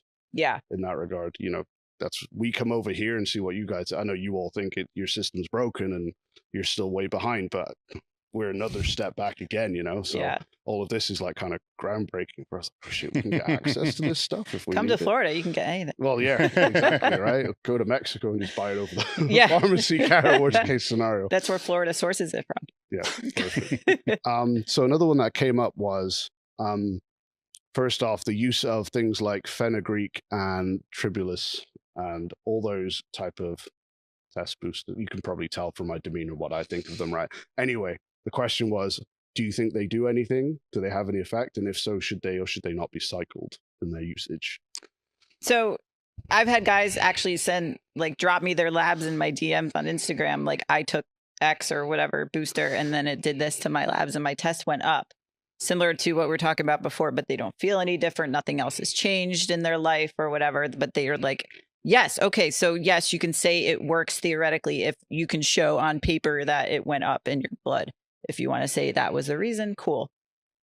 I will say, just like with anything, like fat burners and all that stuff, if it worked the way a lot of the companies claim, then we would all be taking them and everybody would be on it. Yeah. But again, if you need testosterone, use testosterone. Very good point. Okay. I'm going to read out one or two of the more novel questions. Naughty? Yeah, you said that one. Now the good stuff. Okay, so what are the negative, if any, impacts of chronic uncontrollable masturbation on, I assume, on male hormone and health in general? Chafing. I think you hit a chord there. Like a loop, right? Yeah. Yeah. That's the rookie error at that point. I mean, chronic masturbation, like, why? What's the need to do that so excessively? And are they watching porn? That can be detrimental. That was going to be my follow-up question. Do you actually deal with individuals that maybe have, they go on TRT but then struggle with things like porn addiction and stuff because their increased sex drive? Like, do you run into that problem? Not the causation of go on TRT, deal with porn addiction, but porn addiction, yes, because that is also a dopamine hit. Yeah. So it's understanding, same thing with binge eating and the behaviors and the why and the digging and all this stuff. It gets very personal. I have no reservations asking questions, very open. So I've had a couple guys deal with that, not a ton. But yeah, I would say that can be detrimental because also, first of all, if porn is your first experience to sex, that's what you think sex is going to be the rest of your life. And then you realize that people don't look so delicately, not painted, bleached in certain areas, clean, and it doesn't work that way. And I think that leads to them feeling like they cannot perform a certain way. But also, if you're chronically elevating dopamine through these methods, then at some point it's going to crash. Yeah. And then you're not just going to be able to get excited at all. And then you're going to have performance issues sexually because you're expecting this, you know, BDSM occurrence to occur, or, you know, something goes sideways and it doesn't really happen the way that they think that it should. I think the interesting thing that people probably need to learn as well is, like, if it ever came to light publicly what performance enhancers like porn stars have to use to like do their job chronically, like it's not a small undertaking is what I'm saying. And you're like, do you really want to go down that route and mimic that kind of route? Because they're on freaking everything under the sun to try and like uppers, downers, all the hormones and stuff like that to try and get them performing regularly for longer or whatever. And it's like, it's probably not a great role model for you to try and mimic right there. But I read Ron Jeremy's biography. That was interesting. Yeah. So that would be a good resource. That might change your opinion on it then. But then there are questions that guys are like, you know, how do I get bigger load size? And like, how do I get more projectile? Like those things I can't help with. Damn. Yeah, I bet all the questions you're like, I get them all. I didn't think people were signing up for this kind of help, but here we are. Like, what category are you watching? Yeah, well, I mean, that's what. Maybe they need to send you their browsing history as part of their intake. Yeah, we charge extra for that. Yeah, that might tell you more. Yeah. So, would a high dose DECA only cycle be an appropriate action for someone to create enough sexual frustration to allow for a prostate only orgasm? What the fuck? What kind of question is that, Joey? Wow, that's. Yes, Joey, I am naming and shaming you. You're welcome. Prostate only, or so he wants to take it up the ass because his dick's not working from DECA dick. So that's basically just pegging. Well, he's basically saying, can I use DECA to create an environment where I can achieve that? Because I assume there has to be a certain level of build up or for that to happen, if you know what I mean. So, I can confidently say I don't know. Wow. Okay. Well, staying on that one. What do you have to add there? Well, when I had Dr. Todd Lee out, this cracked me up, and I'll probably remember this till the day I die. We were talking about DECA, right, and how it will lower sex drive and all this other stuff. Yeah.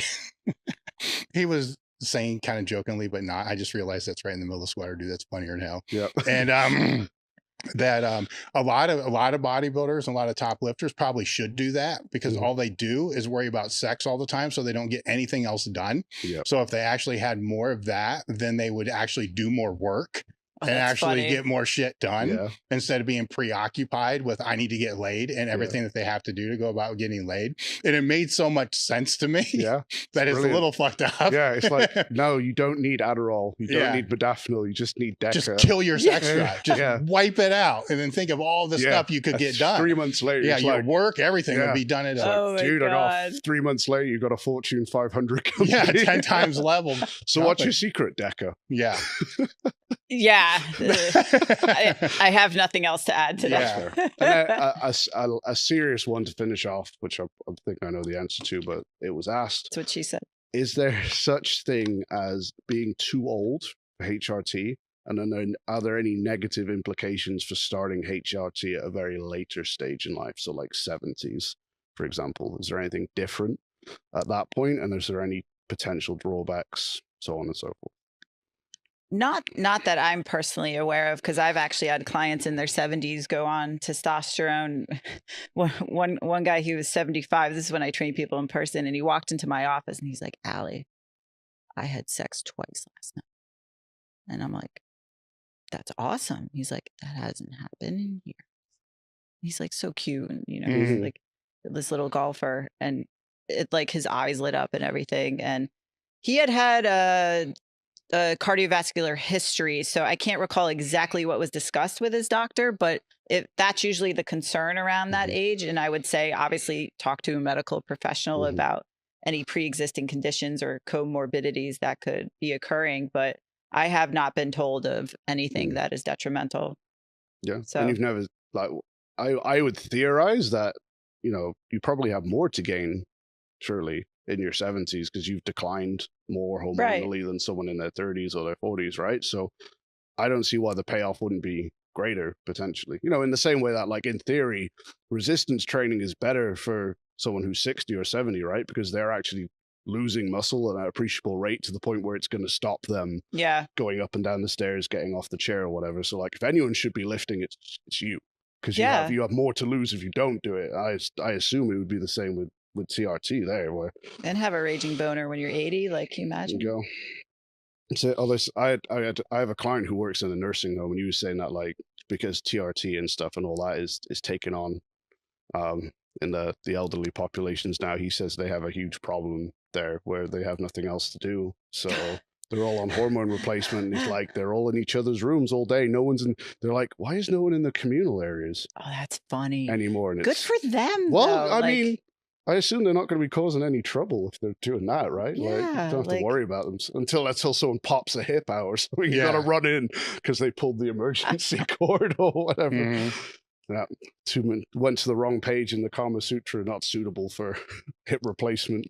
Amazing. So going back to the hard things that we were talking about earlier with the clients that you have, you know, and what is hard is, like, the hardest thing you've ever done is the hardest thing you've ever done, right? So if you scale that back into the training, nutrition, and all that other stuff, their hard thing wouldn't be seen. Like, it's hard to a lot of other people in the industry. Then that, again, can get to that point of compliance, and then the next hard thing. But for a lot of that demographic, that getting started is the biggest thing.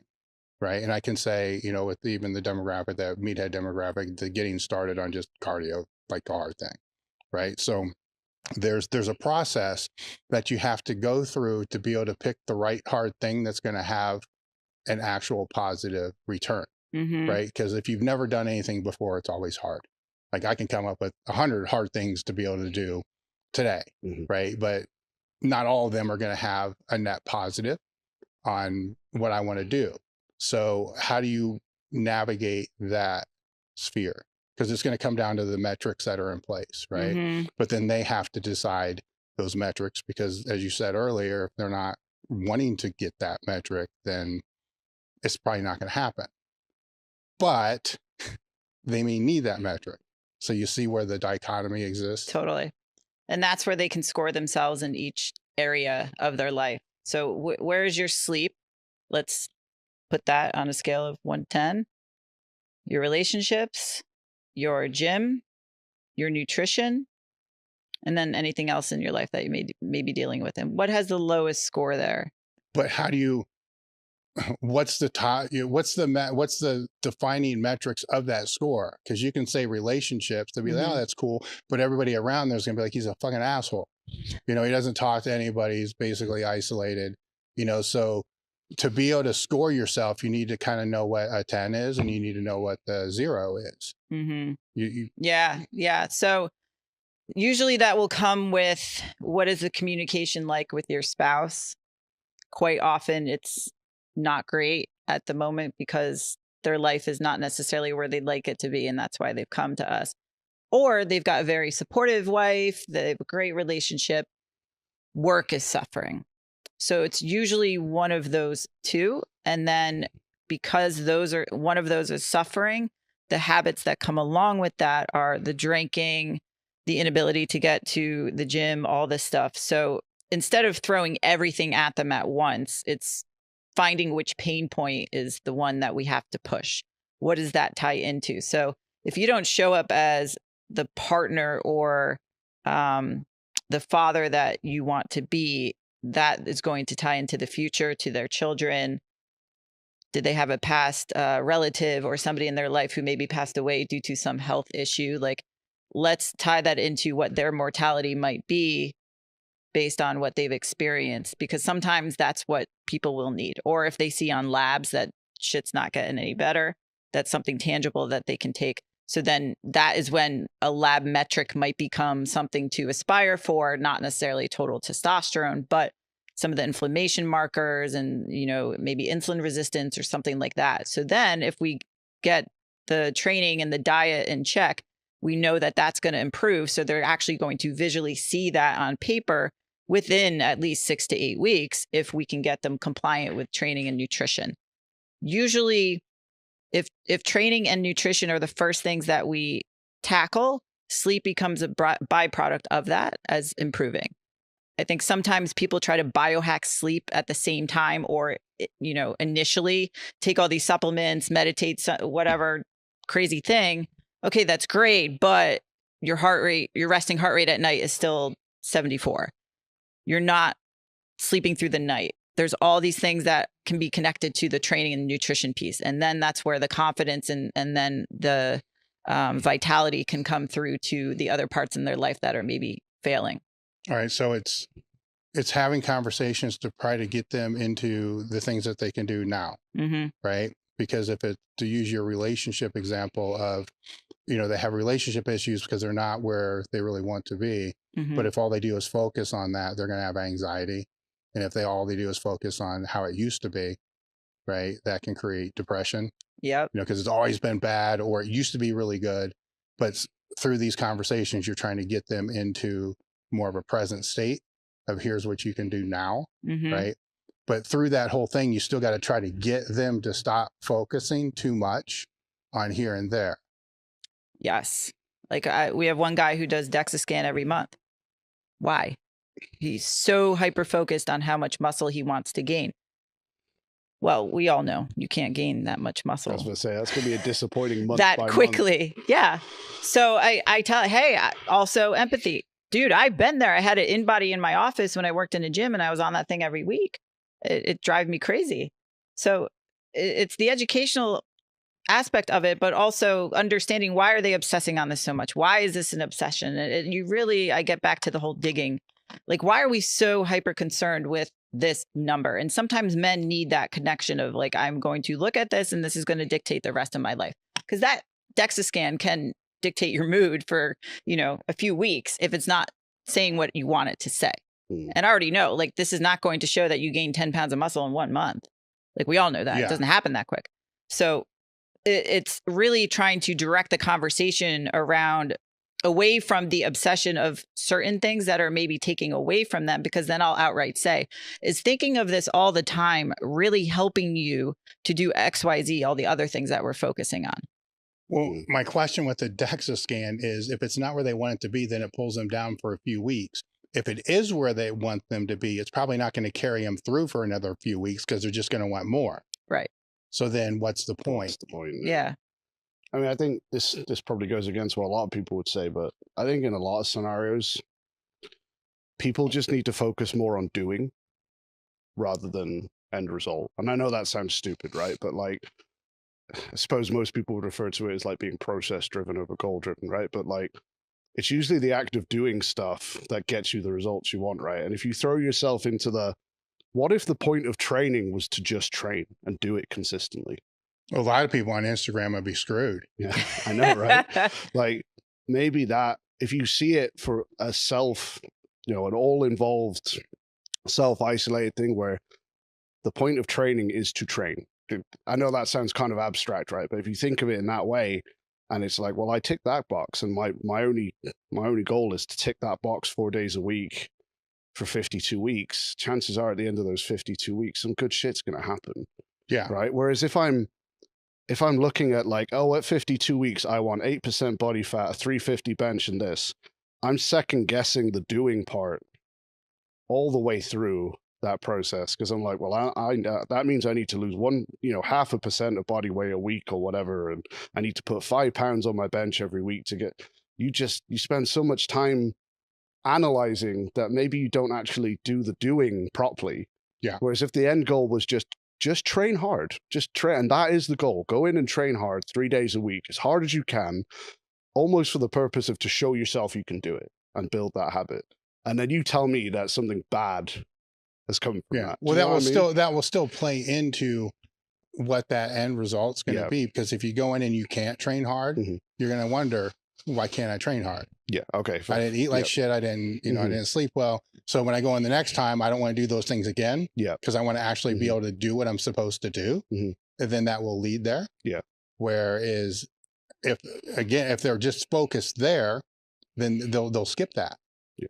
because then it'll be like, okay, this is just, I got like 72 more sessions before this is supposed to happen, you know, whatever, you know, the next one will be better. Then after like 2 weeks of that, you're like, shit, now I lost 2 weeks. Where if they were more hyper focused on that, then they can make better decisions on how to make that better next time, unless it's a deload. Right. But the deload should feel like a deload, right? If it doesn't feel like a deload, then you're going to be thinking, what the hell? You know, this feels way too heavy for what it's supposed to be. And that right there, I think, is one of the biggest mistakes that people will make, because you have metrics and you need metrics because you need to know if you're actually getting better. But to get better, you actually have to do the thing. Over so over. I guess the point I was trying to make is that some people almost get paralyzed by overanalysis almost. And my God, And they forget that most people just don't train hard enough. People who do train, right? And you know, you can then go down the rabbit hole of what's the best training program for me, and so, but you know, chances are if you train pretty hard, it's going to work, you know, unless it's stupid, right? And I think sometimes people would just benefit more on focusing on the here and now rather than in the future, what's going to happen in the future if I do all these things properly, or the past, like, oh, I used to be able to lift X, Y, and Z.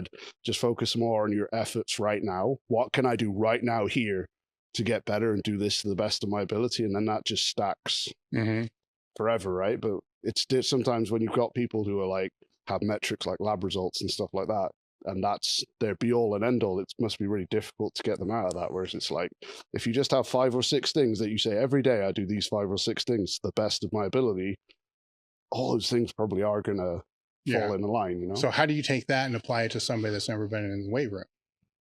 So what I was just thinking is what will come up is they think after 2 weeks, the workouts should change.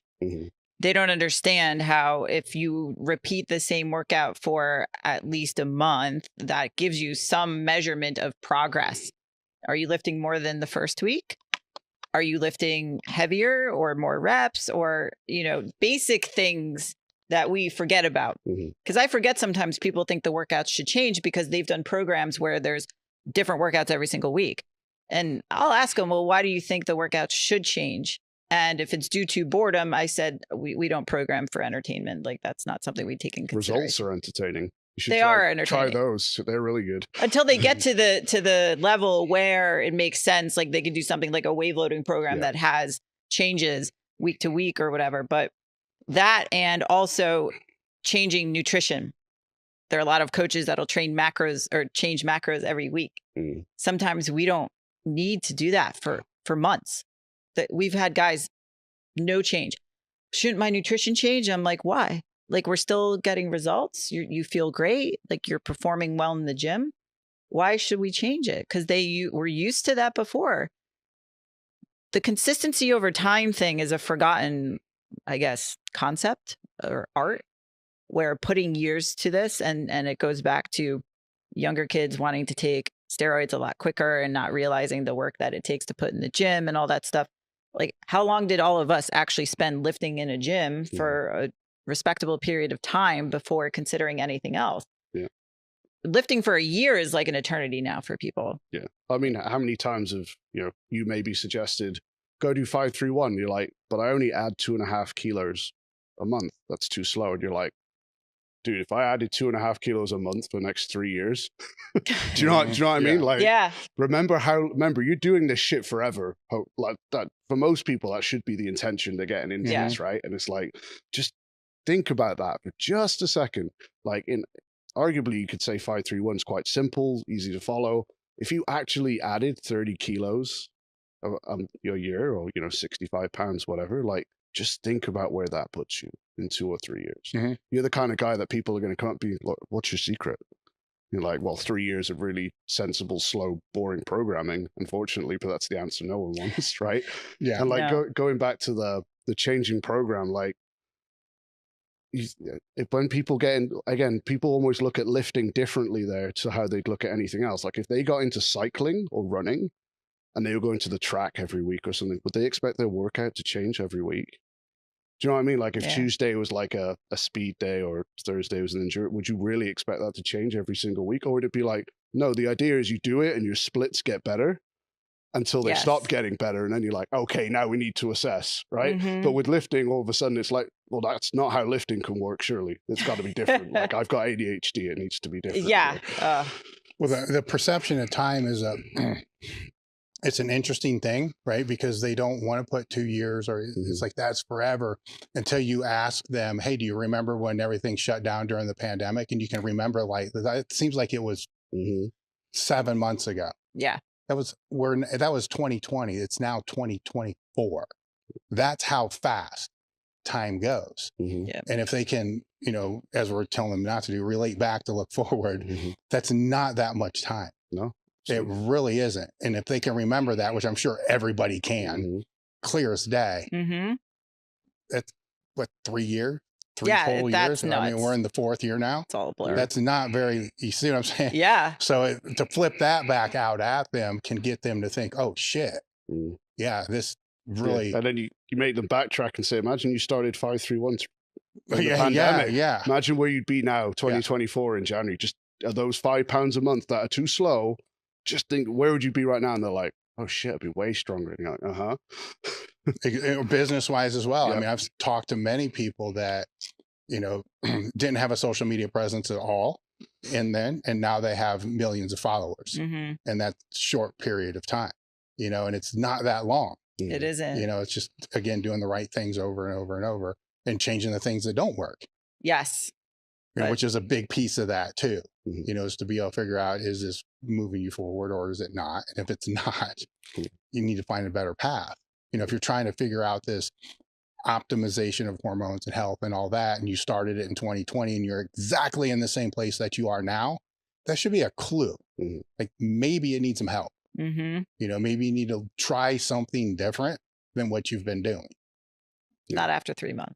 And I guess to circle that back to something like we spoke about almost at the beginning, do you think part of the problem of getting that approach, mentality, whatever, across to people now is the part that we are kind of part of the Amazon Prime, social media, instant gratification generation? So now the idea of putting 5 years into a craft is like, why would I do that for a hit when I can do this? Perspective, right? Because it's, if you look at like Instacart, Instagram, all this other kind of shit, you know, I just saved a shitload of time every month that I would have had to have gone somewhere to buy something.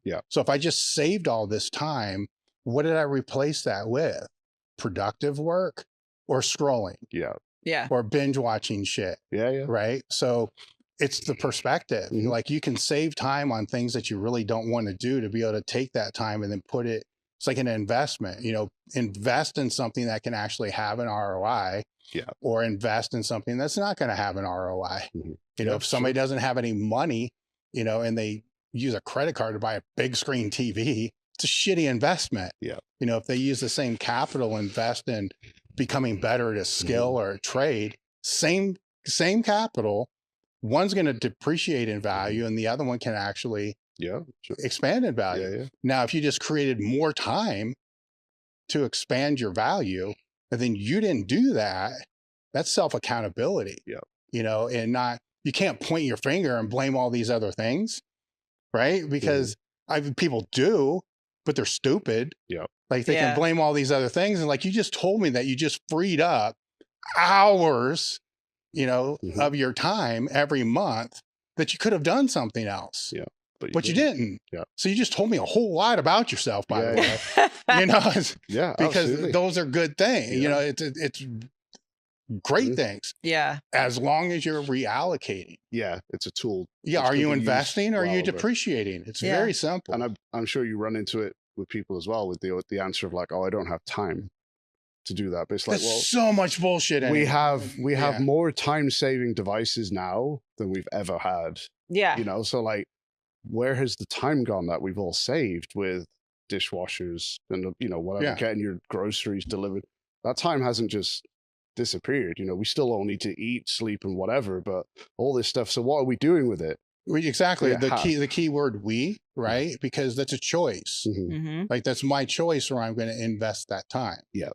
Right. Because if you don't make that choice, somebody else is going to do it for you. Either a social media company or the news or Netflix or somebody else is going to do that for you. Oh, right? yeah. 100%. And 1,000%. Mhm.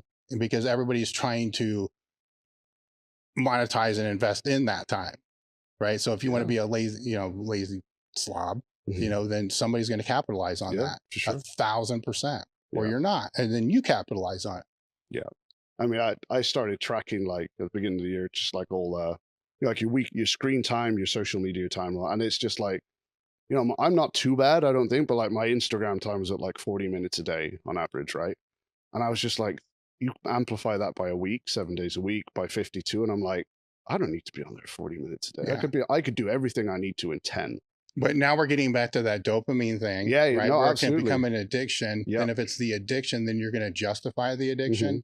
Like, I need to be on it 4 hours a day because it's going to help my business and it's marketing. But Right. it's not. So it's that spiral. It's no Yeah, yeah. different than the food. It's no different than all these other addictions that are there. And if you don't ask yourself that why, that Yeah. you were talking about earlier, then we can all get caught up in it. Yeah, absolutely. And like, I just want to make the point, like when I'm saying all these things, I'm never saying them by like, oh, I've got all this shit fucking, Well, nobody all my does. ducks in a line. No, right? we're all messed Yeah. up. What I'm saying is like, I looked at that and I was like, fuck, like if I took those 20 minutes, just so that's half that time, and I spend 20 of those minutes reading a book to become a better coach, doing a training course or whatever, and I just do 20 minutes a day, 5 days a week for a year, and you put that in hours, you're like, fuck, what you achieve with that? And all that just comes from being introspected enough to go, actually, how much time do I spend doing this shit? How many hours do I spend watching Netflix? What you choose to do with that information, is up to you. Then. But at least look at it and make yourself have the thought process of like, this is how many hours of my existence I'm spending on doing things that, do they really give me fulfillment? Versus what could they be allocated to? I was so productive the week I got kicked off Instagram. yeah. I was like, wow, this is really eye-opening. Yeah, it's crazy. Part of me, obviously, I have to use it for business, Yeah. but I was like, damn, I got so much done. So yeah. Utilizing do not disturb and everything is great. huge. And like, just to go back to the gym example, like that 2 to 3 minute rest period is fucking age. When you don't have your phone there or whatever to make it fly by, right? I feel like I could have written my fucking memoirs in between my sets when I was sat there waiting, and it changes you. If you're willing to just really look at that stuff and look at yourself, it can change your perceptions, I think, in quite a drastic way, quite quick. Maybe that's the catalyst, maybe it's not, who knows? But I think until you look under the cover or whatever, under the bonnet or whatever, you don't even know what you're dealing with sometimes. You just people, they want everything quick. And that is like part of investing in hiring a coach. That is time collapsing for you that whole year, because how much time, energy, money are you wasting trying to find the answer because you're changing programs every 2 weeks, changing coaches, hopping around, all this stuff. Where if you just stick with one thing, same with diets, people do the same thing. This didn't work. I did it for 2 weeks.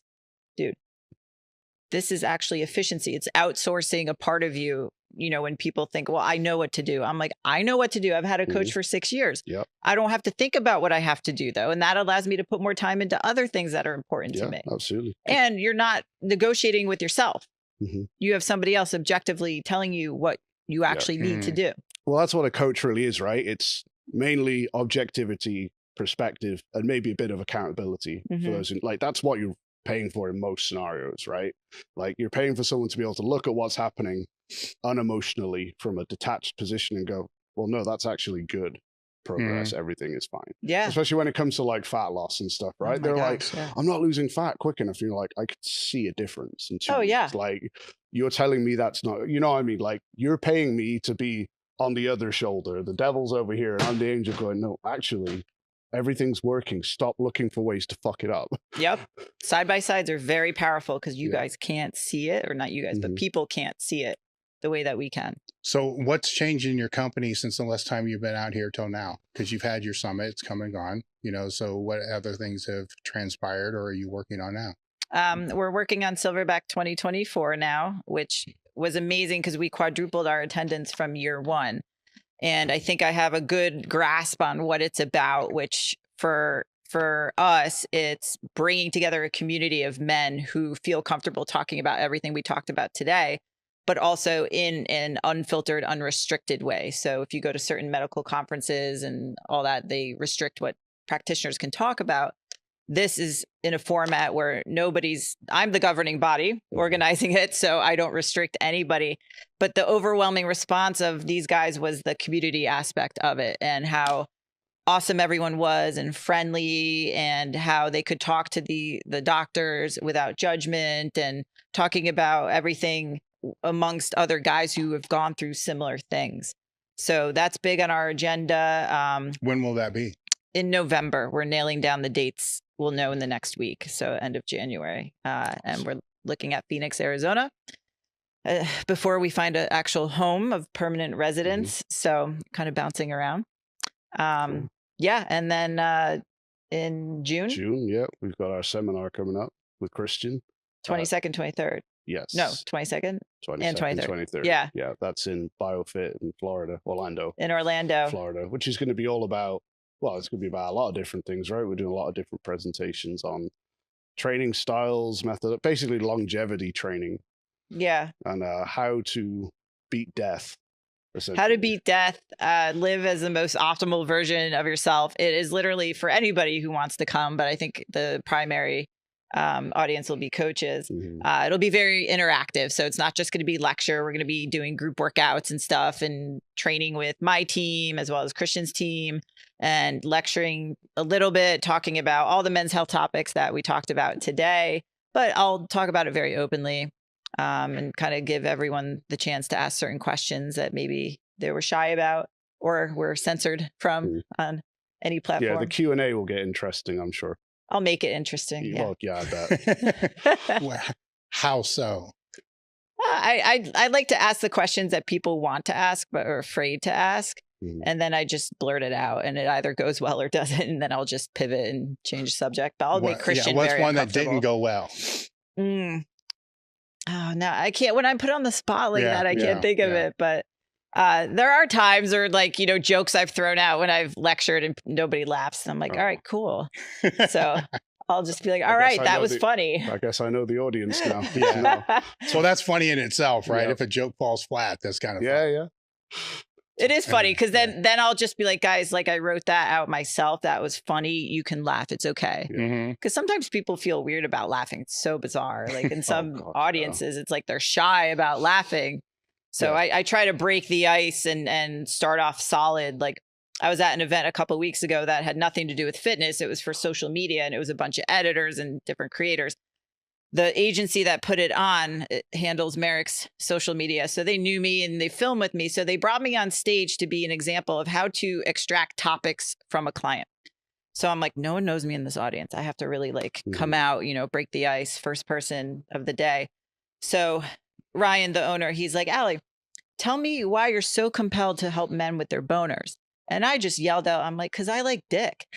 And literally the whole audience was dying. And they're like, okay, so this is how this is going. Had I said something like reserved or whatever, no one would have said a word because everyone was so shy and they didn't know what it's about. The beginning of any event, people are very quiet and reserved, But regardless of their opinion on what you said, you had their attention. I did. And I knew, okay, straight away, something else is going to come. And I delivered confidently. I could say that. But you know what? If that had gone flat, I would have just pivoted and been like, oh, that sucks, and been more censored, Allie, I guess. Yeah. So, were there any topics you wanted to cover we didn't bring up? I think we covered everything. I haven't got anything written down that we've not covered. I think we did a pretty good job spreading across a lot of topics there, to be honest. Yeah. Very good. That was awesome. How can people find you? At the Allie Gilbert on Instagram, ALI. Slide in the DMs. Nothing is TMI. I answer my own DMs. I enjoy the conversations. Until you get banned again. Yes, till I get banned. Any final thoughts before you get banned again? I love you guys. Thank you for having me back. Thank you for coming. Yeah, thank you for coming out, guys. We're done. Woohoo. Anything between 4-week-long mesocycle and an 8-week-long mesocycle, and that includes 1 week baked into each at the end for deloading, seems to be generally a good idea for muscle growth. Nutrition is probably more important for the hypertrophy if I'm looking at the strength athlete, because if they go through that phase that they're supposed to go through that they don't go through, but then when they do go through, they don't go through it effectively,